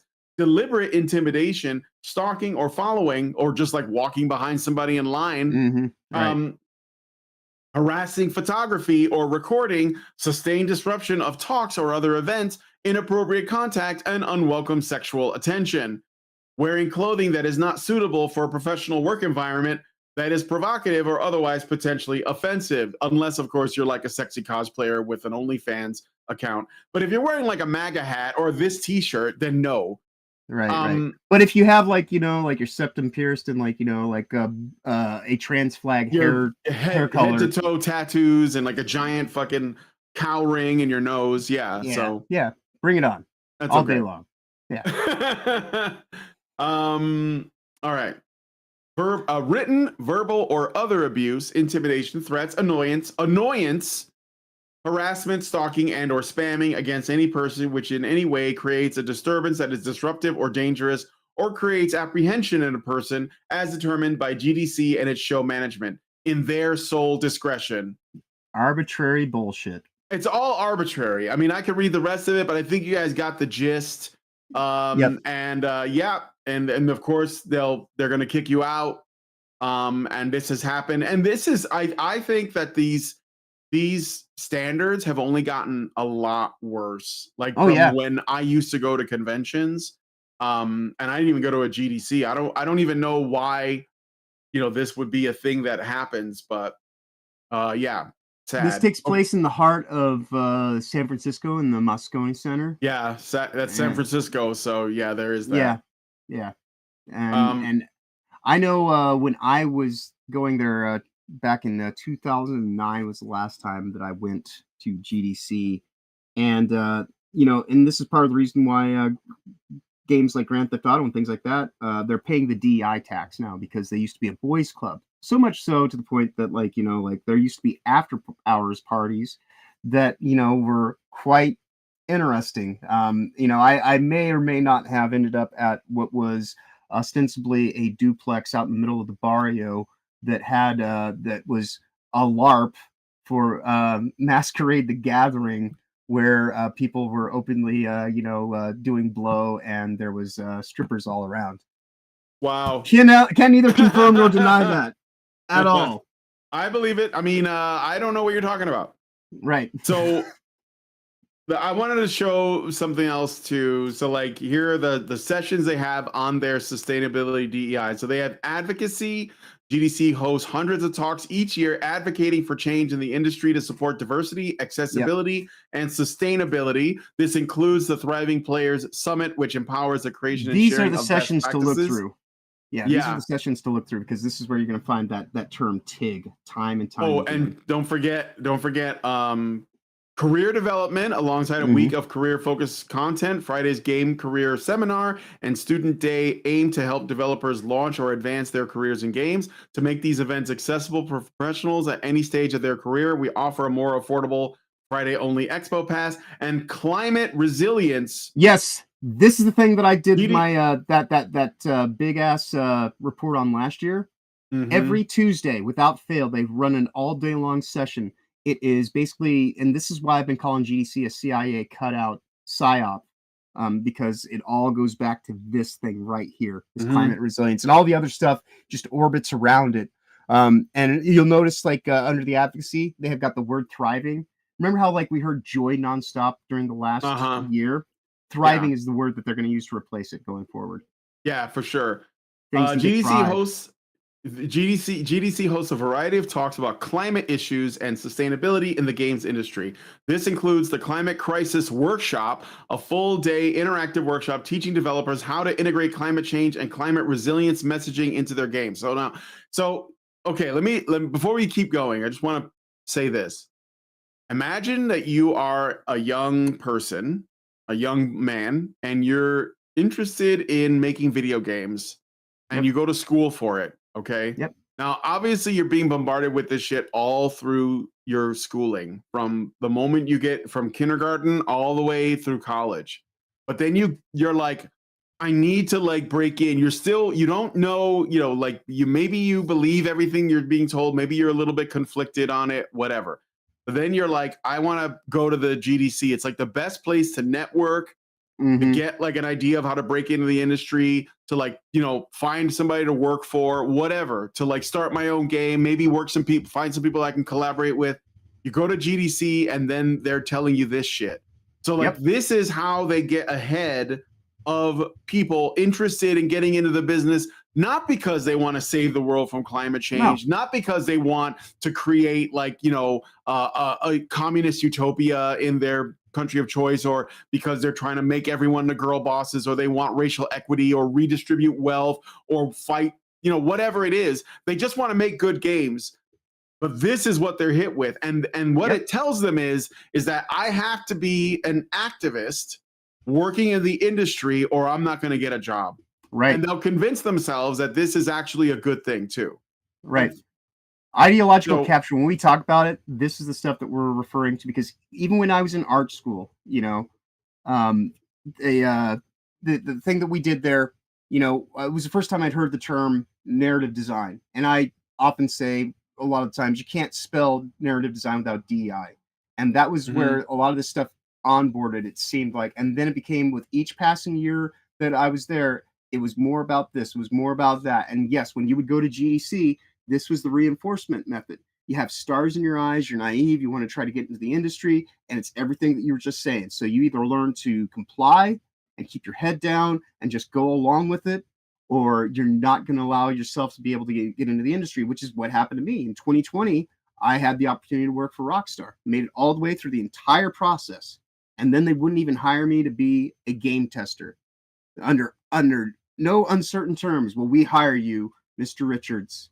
In fact, I'm surprised they called me Mr. Richards, because that's kind of a term of respect. So, this is what it is. Like this is the ideological capture zone. This is where they get you into, you're either going to drink the Kool-Aid, you're either going to go along with it, you're going to be one of us, so we don't have to tell you to do these things. You just are in on it from the start, or you're going to be froze out. And, and that's just, you either comply, or you get whisper networked out of the system, and you meet a lot of the stuff that you encounter there.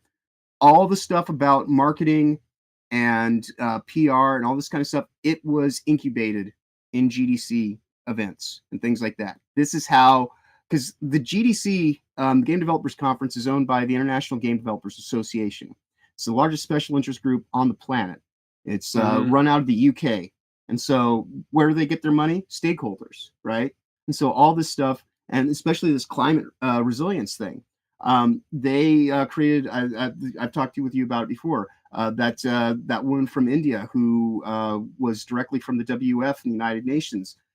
She's the person who came up with the funding model to get money from the WF and the United Nations and the Rockefeller Foundation think tanks into places like Ubisoft, into places like Riot Games, which is owned by Tencent, which we'll be getting into even more about, their aspects of interest in this whole thing, because that's the whole thing, is like there is so much ideological overtake happening in GDC that we need to be responsible enough to actually know about this thing and get ahead of it, because that's exactly what they're trying to do with us by doing this thing every year. Is they want to undermine the game industry by overtaking the people that are even in the development cycles in every facet of the industry. And so the only way that we can legitimately combat that rather than be reactionary, burning witches every week, is to actually learn about the source of the witchcraft. And this is it.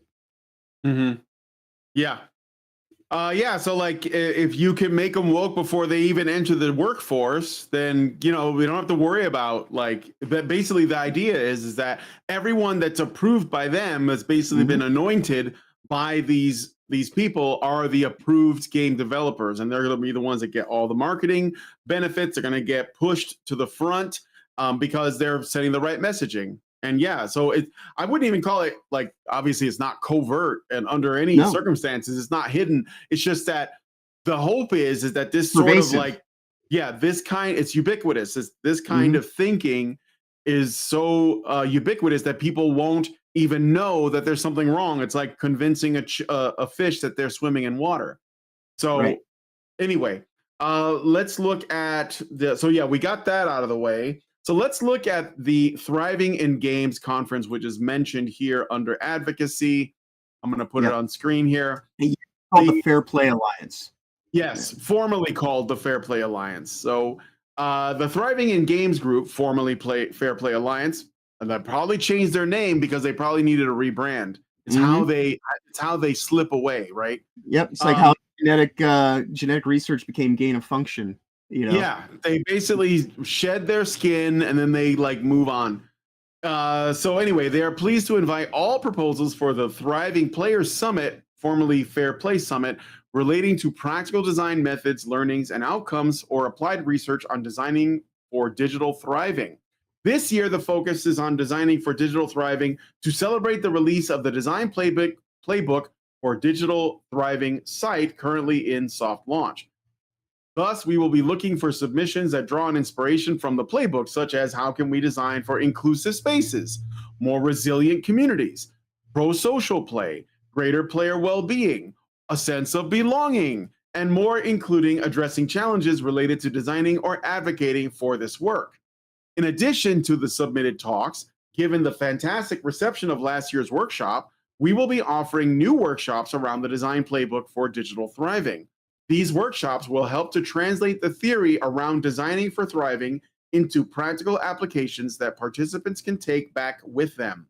The Thriving in Games Group is an organization of over 300 gaming companies from around the world committed to fostering healthy player interactions as a core part of how we make games.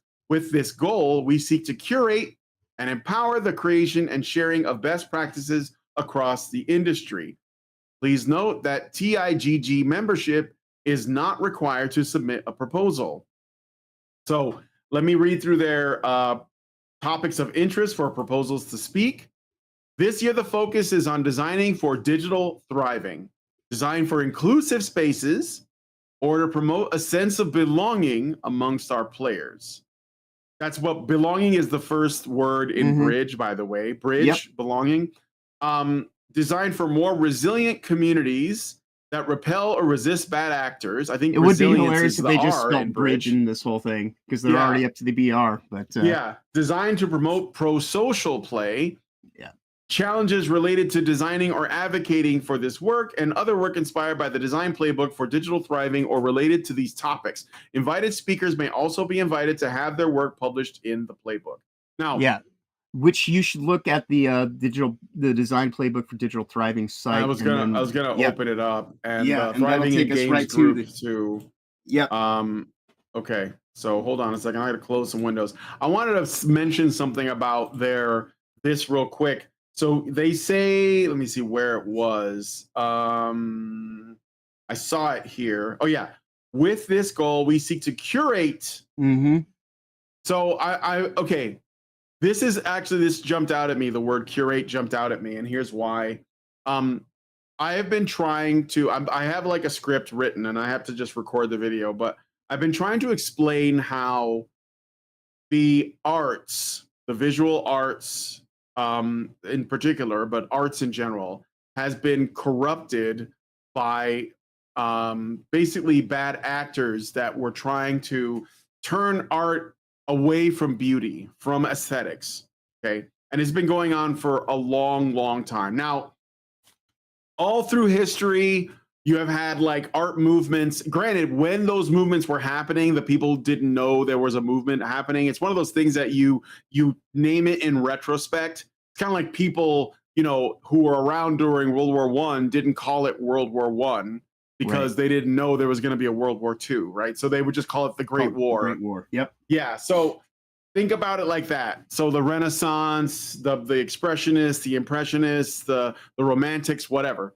All these different art movements were sort of named afterwards, usually many years afterwards, by people who were sort of analyzing or looking at the thread of art from, you know, its earliest incarnations when it was like iconic art all the way up to, you know, today. And I've been trying to explain that the reason, like, if you want to see where games could be headed, look at contemporary art. And contemporary art is some of the ugliest shit imaginable, okay? And it's on purpose. And it started when you had like the existentialists and the sort of postmodernists, okay? The postmodernists kind of like are the ones that really put it into motion. And I talked with Aiden Paladin. I did an interview with her a while back on this channel. You can go check it out, where we talked a little bit about those art movements, and I talked about the Dadaists. And so, like, you had like the shit posters, which are the Dadaists, and they were basically like taking the piss out of the sort of elitist, you know, nature of the art community. And the art community includes museum owners, curators, and gallery, you know, gallery owners and art critics and stuff. And it was all like this very elitist, like highly educated class of people. And they became the people you had to appeal to if you were an artist. So you had to go to them and say, look, this is the piece I made. And because they had their head up their ass, they were expecting you to tell them a message about the piece that was more important than the quality of the piece itself. So if you simply did like a beautiful landscape, for example, you painted it in oil, they would dismiss that as being like trash because it didn't say anything about like the struggle of the proletariat against the bourgeoisie or the struggle of women, you know, and then losing the rights to their bodies or whatever it is. So what ended up happening was you had like this class of people that were basically dictating what art has to say, and that it took precedent over what it looked like. And then people who were trying to like get in on that, and there's a lot of money laundering that happens in the art world as well. They were trying to get in on that. They would basically like do things like, oh, here's a white canvas. And they'd be like, what does it mean? And they would explain, you know, that this is like what it's like to live in the world of like whiteness, where you're surrounded by whiteness everywhere you go. And, you know, it's this size because of this, the scale of the oppression. And it's overbearing, but it's empty. Yeah. Millions of dollars. This is worth millions. We're going to put it, and it gets into magazines and the critics review it really well because it's sending the right messages, even though it's ugly or non-existent. I think that was another piece that's just like there's a guy who sold an invisible sculpture. Oh my god. Yeah. Yeah, he literally got paid money for a sculpture that you can't experience unless it's quite literally the emperor has no clothes. Yeah, so like but yeah, like the Dada movement was pretty much like proto-memers. It was, and they and the thing is though, what they may not have anticipated was that the elitists in the art space or whatever took them seriously, and they were like, you're like Marcel Duchamp, who's somebody I always mention him. He took a toilet and put it like in the corner of a fucking room and called it, if they painted some random ass letters on it. He also took the Mona Lisa, put a mustache on her, and these were like considered big.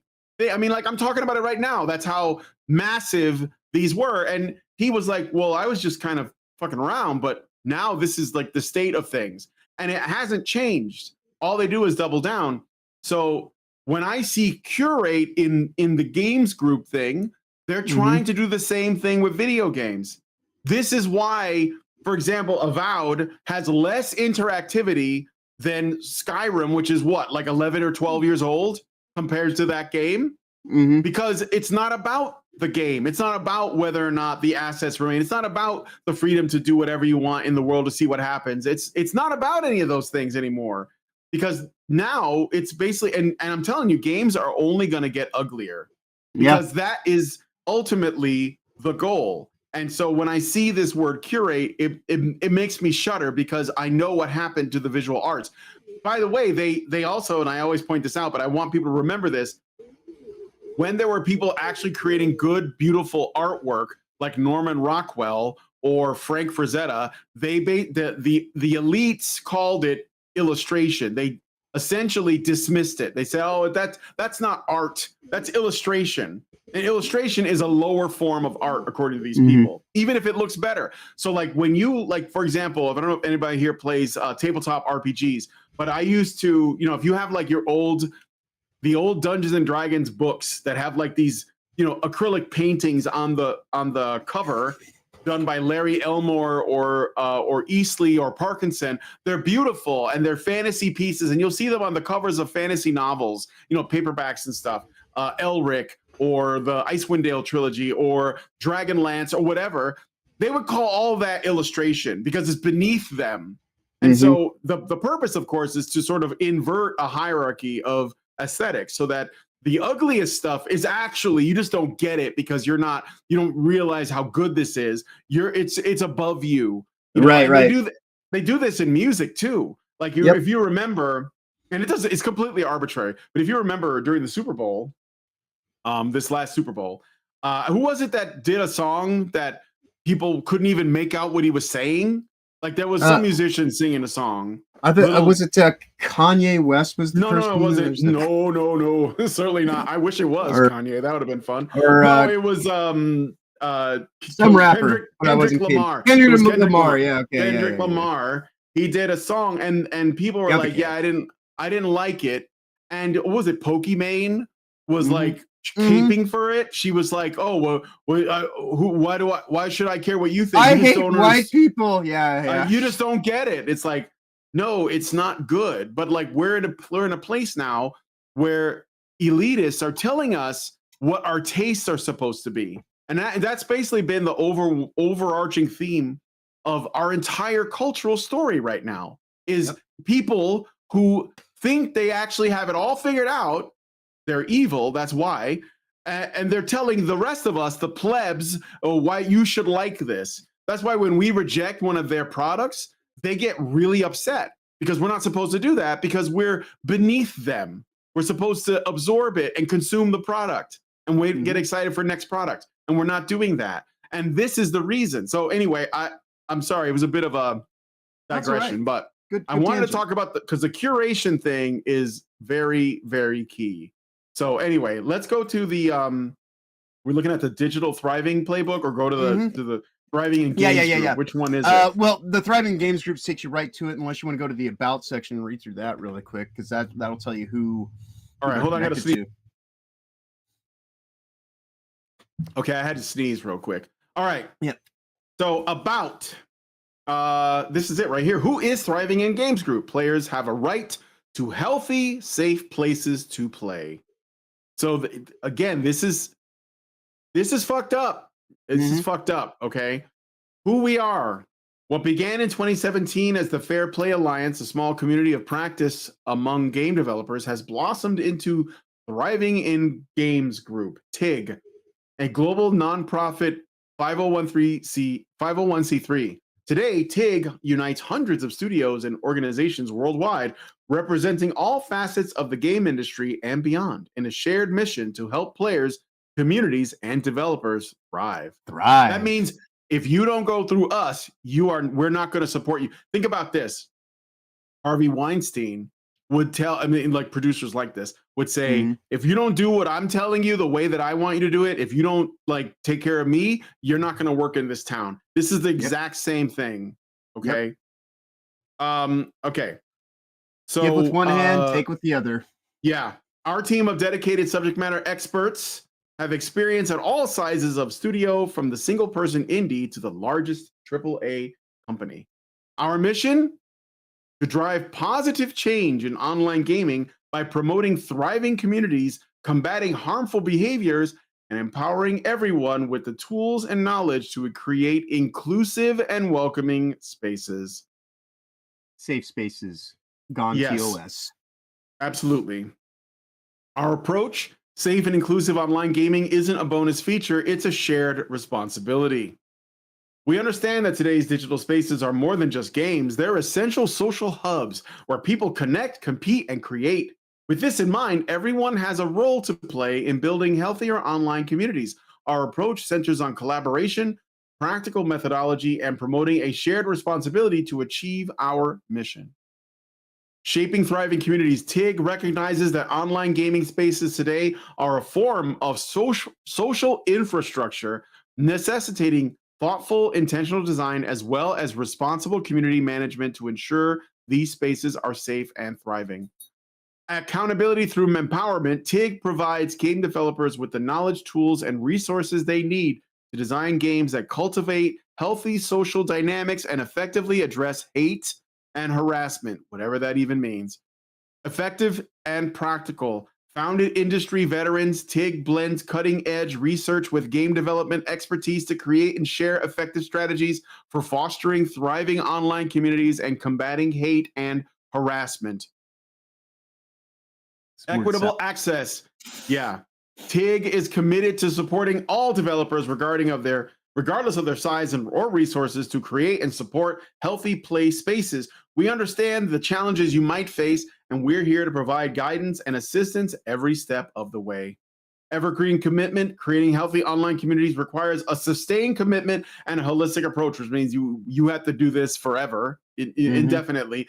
TIG champions effective practices throughout the entire game lifecycle, from initial design to ongoing community management. So it's not enough to make the game woke.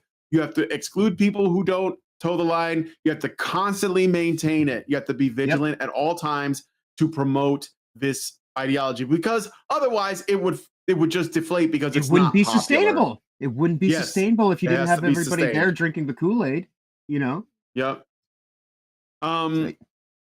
Master Grola says, by the way, I forgot to mention, I shouted Brian and this channel out on Side Scrollers on Wednesday, February 26th show. Craig told Blabs to write you down. Oh, well, thank you, Master Grola. I really appreciate that. It'd be great if I could get on there real quick and talk to them. Because I've been doing this for a long time. I've been doing this since the beginning, and YouTube does not seem to like me, but it's okay.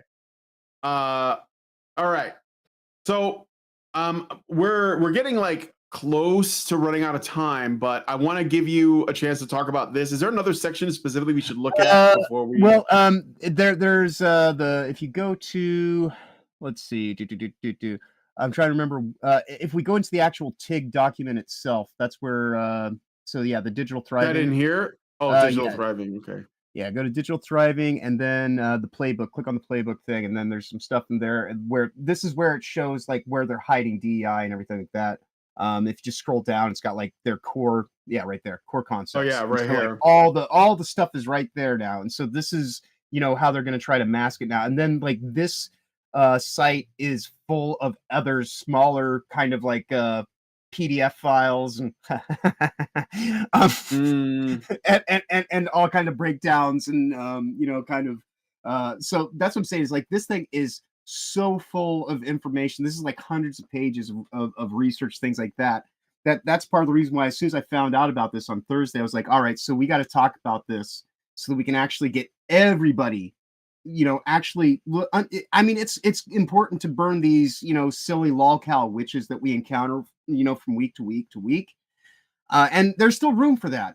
But I just want people to actually know what's really going on in the game industry right now. Absolutely. And where we should actually be putting our focus to do our research and to actually do due diligence to actually expose this stuff in a way that goes beyond the Kim Bel-Airs and the other silly kind of wokies that are just kind of positioned and propositioned out in front, because they themselves aren't even the problem. They're just the foot soldiers and the acolytes of this religion, and these are the sacred texts. And so if we want to actually understand how to deal with them and combat them in a meaningful way, we have to know exactly what their quote unquote playbook literally is. So when someone says, oh, the new NPC download, yes, that's exactly what this is. And so if we want to know how to deal with them over the course of the next 12 months, while they sit here and try to because they're going to try to use the next 12 months to do one of two things. They're either going to try to entrench themselves in with the new wording and hide everything and act like we're just all crazy and trying to gaslight everyone while they're gaslighting us, or we're actually going to have the receipts, and these are the receipts that we can point to and say, well, then what does this mean? How does, you know, and watch them run like cockroaches when the lights go on. When they don't want to actually answer the questions, they start trying to tone police you or try to get on you for the words that you used and why you used it and all this kind of stuff. This is what we need to go in on. You know, this is the stuff that's actually legitimately important. This is the reason why we do this show from week to week, quite honestly, you know? And so, yeah, and so this is what I'm going to be talking about again later today. I'm going to be talking about it tomorrow on Will of the Fans, because I want this to go far and wide. It's not just like look at what John found. It's like, no, I knew this was going to happen. I've been telling you for weeks now. I'm just waiting for that schedule to drop, you know? Yeah. Because I knew this is the thing. This is all of it. This is their ideological religion laid bare. And this is when people sit here and they think that we did all this great work over the course of the last year, you know, combating DEI and ESG. And there's a whole bunch of people that are now starting all this infighting, going after each other for one stupid reason or another, because they think that we somehow defeated DEI and we're just going to like ride the Trump train to the promised land and everything's all good now. No, it's not that. You're fooling yourself. And if you don't want to actually do the due diligence of actually making sure that you stay on top of it, expect to get undermined. And so like that's the thing. It's like, you know, like hopefully you put the links to this in today's show in the description so other people that are just watching it can go and do the research themselves, because that's the thing that's important for all of us to do, is to make sure that we all have access to this, you know, so that we don't get caught up in their talking points. We can actually call them out on their bullshit instead. So, you know, I mean, I think we did a really good job of kind of like, you know, covering like the overarching aspects of it all, but there's a whole bunch more to go into and do your own deep dives on. And, you know, like the people that are connected to this are the people from Riot Games, which of course we know is owned by Tencent. And so like they're using the slush funding model that, you know, like we talked about last year with SBI and the way that they do all their stuff by basically making pyramid schemes. That's what this kind of stuff is. Yeah, they hold the purse strings, and basically you get money if you do as they tell. That's why she says terrify them, because it's not really about them making allegations, it's about them not approving the funding if they don't, like, you know, abide. So I also took a quick peek at the schedule, and I noticed something. So let me just share this really quick, and then we'll do the cake because I want to get through some cake. So oops, I did that wrong. All right. So I thought I would look to see what they have, because they have like a you know thing where you can sort of filter out some stuff. And I wanted to see, I checked advocacy and game narrative. And all of this is basically where the money shot. This is where the money shot is. Game narrative summit, storytelling through systems, a narrative designer's approach. These people have a systemic way of thinking about things. Adam Dolan, in case you don't know who he is, he's the writer that worked on the God of War remake, God of War Ragnarok remake, and Horizon, the Horizon games. So this is like, remember I didn't play a God of War Ragnarok, but if you know what happened to Kratos in those games, this is the guy, okay? Matthew Soeth, let's see, he formerly, so he basically is the executive director for the Thriving in Games group. So that's all you need to know about that guy. So these are the people they are putting as their experts when it comes to talking about narrative, you know, games. Evan Skolnick, he let's see, what did he work on? He worked world-class entertainment companies like Marvel, Activision, Lucasfilm, and Telltale. So there you go. He is, and this is what I've been talking about. Go ahead. You know, in recent shows about how like they're going to start making a faux independent, and so like the independent is going to be filled with all these cast-offs that are just there taking DEI money and doing the thing and undermining like actual legitimate creators that just want to tell stories and make good games that have a flow state. Yeah, exactly. So I just thought I would show that these are the people they're considering the approved experts, essentially, that are going to be the right people that you, as an aspiring game designer and developer, you need to follow. So there's 3 speakers from SBI there this year. Of course, Kim Beller is going to be one of them. She'll be there on the Friday session in a panel. God, I can't remember all 3 of their names, but yeah, it's if if you do like a Control F search on it with all the sessions, you can go through and like, but that's the thing though, is I think that focusing on SBI in and of itself is kind of like, it's a moot point, because like they're the acolytes of these things, right? They're not Black necessarily... Designer. It's called Black Designer's Dilemma. Yep. Kim Belair. Yep. Yeah. Yikes. Yeah. And so like the stuff that they're responsible for talking about, and when you click on the actual session themselves, it'll give you like a further refinement. And that's what I mean by there's hundreds of pages here to pour over and actually get into it. And anybody who's interested in making creative content and actually getting like, some audience right now, this is not necessarily the easiest stuff, because it's a little cut and dry, kind of like you're just reading articles and this and that. But if you actually start, you have to go be like Charlie Day here a little bit and kind of like get your red drawstring out and go and you look at the thing and like you see where that points to and you see where that points to, and you just start diagramming to people the back channel communications and all this kind of stuff, because ultimately that's what GDC functions as, is, it's this opulent kind of event that most people aren't even really aware of. I mention it all the time. People are like, what's GDC? And it's like, you play games. You're this huge, you don't know what GDC is. And it's like, well, and it's like, but then again, I went to art school. I did the thing. I wanted to be in the industry. And so like, they don't want people that just play games to have any understanding of this. This is the man behind the curtain. Like, this is the Wizard of Oz, so to speak. And so when you actually want to see how the donuts are made, this is the shit that goes into it. And when you wonder, why is it that your games aren't fun anymore? It's because they've been doing this shit since 2009, and even beyond that. But 2009 is when women in games got galvanized. That's when they started the initiative to get rid of the old boys club. That's when all this stuff really started to be put into motion and collect. And like they started, you started seeing more women in high positions of prominence and mid-level management roles, and the actual hiring directors for all the various gaming companies that, used to have any importance.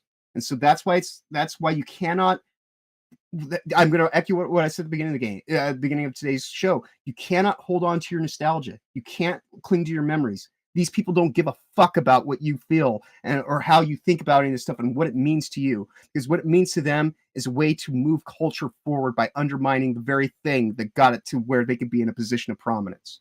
Mm-hmm. That's right. All right. So anyway, let us know. Definitely, I put links in the description to the GDC conference stuff, as well as the homepage for Digital Thriving.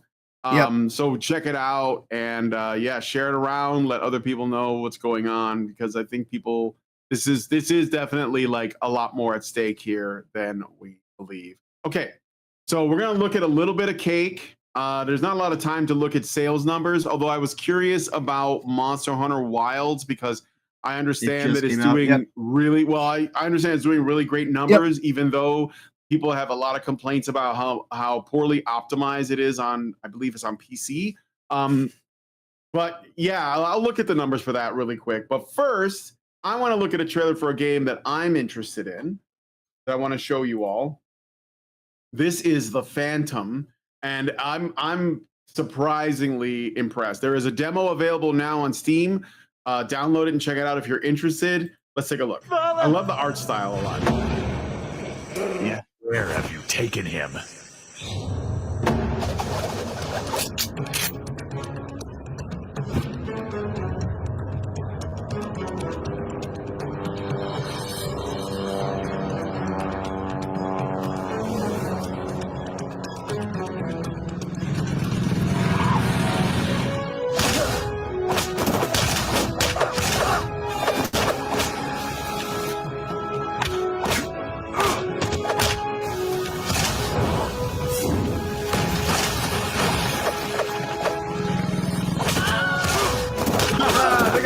Scream in there. Mm-hmm.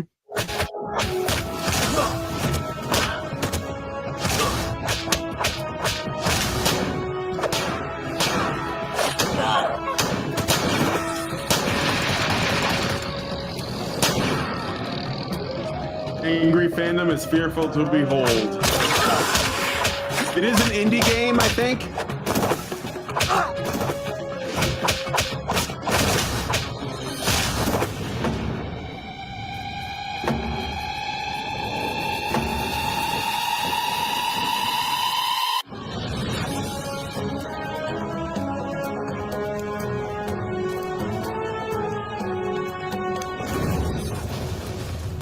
ends here. All right, December of, so it's out already, actually. And I love the pulps. I love the pulps. So the Phantom, the Shadow, Flash Gordon, you know, Buck Rogers, fucking Solomon Kane. I eat that shit up. If you give me something that looks like that, I'm immediately interested. I just love the pulps. So okay, thank you, D Domino. So I don't know, what do you think about the Phantom? Yeah, I mean, like I said, it is an indie game, kind of a small project. I believe that it is. I don't think it is. There's just a demo. They pushed it back to March 12th, so it's coming out in a couple of weeks. But there is a demo. You should download it. And this trailer, I think, is from 7 months ago. So I think the game has actually like improved in terms of its animation since. So anyway, yeah, no, it looks interesting enough. I mean, the Phantom, the Phantom may have had like a push with Billy Zane, but I have it. I have that movie. I have that. I have the Billy Zane movie. Yes, I do. I like it. Xander with was it Treat Williams is the villain in that? Xander Drax. It's so great. But I'd sooner do this than a Marvel game at this point in my life. I'll be honest with you, you know? Xeranx says the Phantom Shoryuken. Yeah. Norwegian says, didn't Batman start out as a pulp? Well, essentially it is an evolution of the pulps. Yeah, it was like right on the cusp of that because Batman was essentially inspired by the Shadow. And the pulps are kind of like the forerunners to the superheroes, but they were like a lot more grounded and grittier. Like what's the Man of Bronze? That's kind of like the precursor to Superman. The Man of Bronze is why am I forgetting his name? But yeah, so like all of those things, and a lot of the stuff, the Sandman, not the Neil Gaiman Sandman. I mean the guy with the gas gun and like the gas mask, and I think he had a gun to put you to sleep or something. Like those were just really cool ideas. I've always loved the pulps, so I actually wanted to make a pulp comic book, and I had a character in mind called the Silver Spectre, and it was going to be kind of like a Shadow or Question. You know, the Question is another popular DC character inspired by the pulps. And even Alan Moore's The Watchmen. The most popular character in The Watchmen is Rorschach, who is inspired by the Question, which is inspired by the pulps. So the most popular character is also the one that Alan Moore thought was an own on what's his name? And ultimately Steve Ditko. Yeah, and ultimately, when you actually read through it or even watch the film adaptation, Rorschach was right. Rorschach was right. He's the only one who actually has principles and values and dies a hero. Yes, he does. That's right. He is the best character in the comics, or in the story. All right. Anyway, Dean Domino 25 gives us Domino says, "Can you look at Assault Spy and Metal Eden?" Okay, let's take a look. I will put it in right now. I feel like I've seen Assault Spy, and we're gonna look at that, and then we're going to close it out. So Assault Spy. Let's see, official Steam launch trailer. Let's just look at that, and give me a second here. I'll put it on the share it with you guys so we can look at it.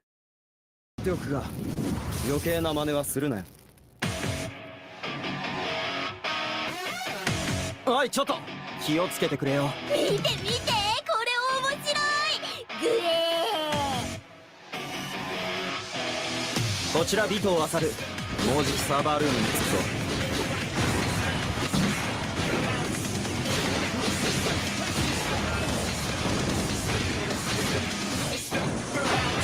あなたたちに新しいお仕事があるそんなこいつを引き連れてネガボットで仕事 Are you hitting them with a briefcase? And, I think so. Yeah, this reminds me of like Mr. Anderson in the Matrix before he's Neo.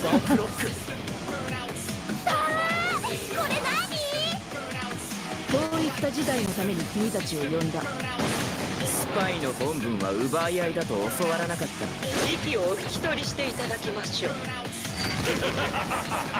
It's a showtime. つまりは敵を全滅させろってことじゃないオッケー任務了解やるねアメお前のことは好きだ。だから警告している。 Okay. 全力を見せよ。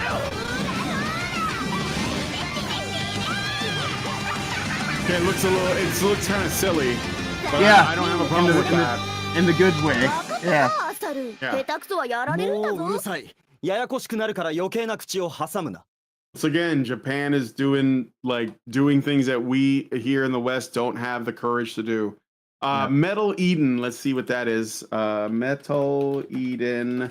I've also downloaded the Mecha Break trailer, or not trailer, the demo. I might do a stream of that a little bit later. Making the main character. Toasty my was main showing off character. our character model last night, and let me tell you, that game has some jiggle physics. Yes, it does. It definitely does not shy away from that.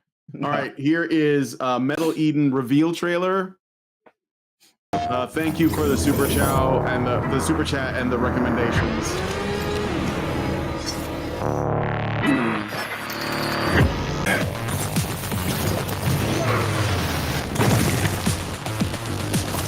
They will send everything they have to stop us. You know I would never want to see you hurt. But the path we walk demands the extreme. I remember you. Run away. Interesting. All right, yeah, that looks pretty good. All right, well, that was Metal Eden. So we looked at a few games. We did some news. I think that's good. Thank you for sharing that with me. Thank you, John, for coming on the show. I think it was a good one today. Yeah, I thought it was good. We got a lot done. So I'm gonna wrap it up there, just because we're very much over on time. But if anyone is interested, I will be doing a little bit more of a deep dive, kind of like on the Grand Theft Auto stuff, and maybe go into a little bit more on the specifics of the GDC stuff later today on Sweet Pups podcast. That will start at 5 p.m. Eastern, 2 p.m. Pacific.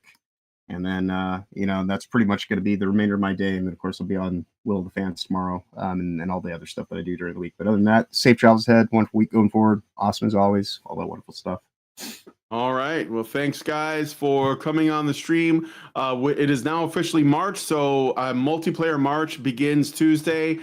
Be sure to join the Discord, or just look here on this channel over on YouTube. I have the schedule posted so you can see what games are going to be playing. And if you want to play with me, let me know. Join the Discord server and shoot me a comment or whatever, and we'll set something up depending on the games that I've picked out. I may try to add some more like on the side, but they'll be more like Rumble exclusives, because I want to try and make the Rumble channel grow. Anyway. Right. Thanks, guys, so much for coming on the show. Thank you, John, for coming on with me, as always. Appreciate your contributions, especially this GDC thing, which I thought was really good.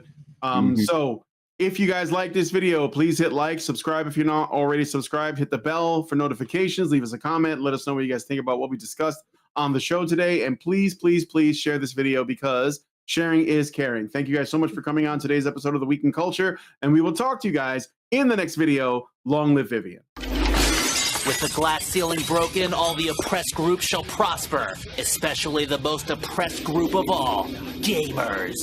I want people in the industry to be a little bit louder about people being mean to other people, and maybe say it's not a good thing. Yeah. Maybe say we don't want you around if you're going to be a cunt. Yeah. And hateful. And that the games industry is diverse naturally. Not because anyone's making them be diverse. Because the world is diverse, you stupid motherfucker. And if you have a problem with that, come fight me. Physically. Bitch. Has anyone taken you up on that yet? No, because they're all pussies. Yep. Down here, salt is a way of life. Obviously, the environment down here is all salt. The ceiling's salt, the floor is salt, the walls are salt, and to an extent, the air is salt. And you breathe that in, and you can constantly taste the salt.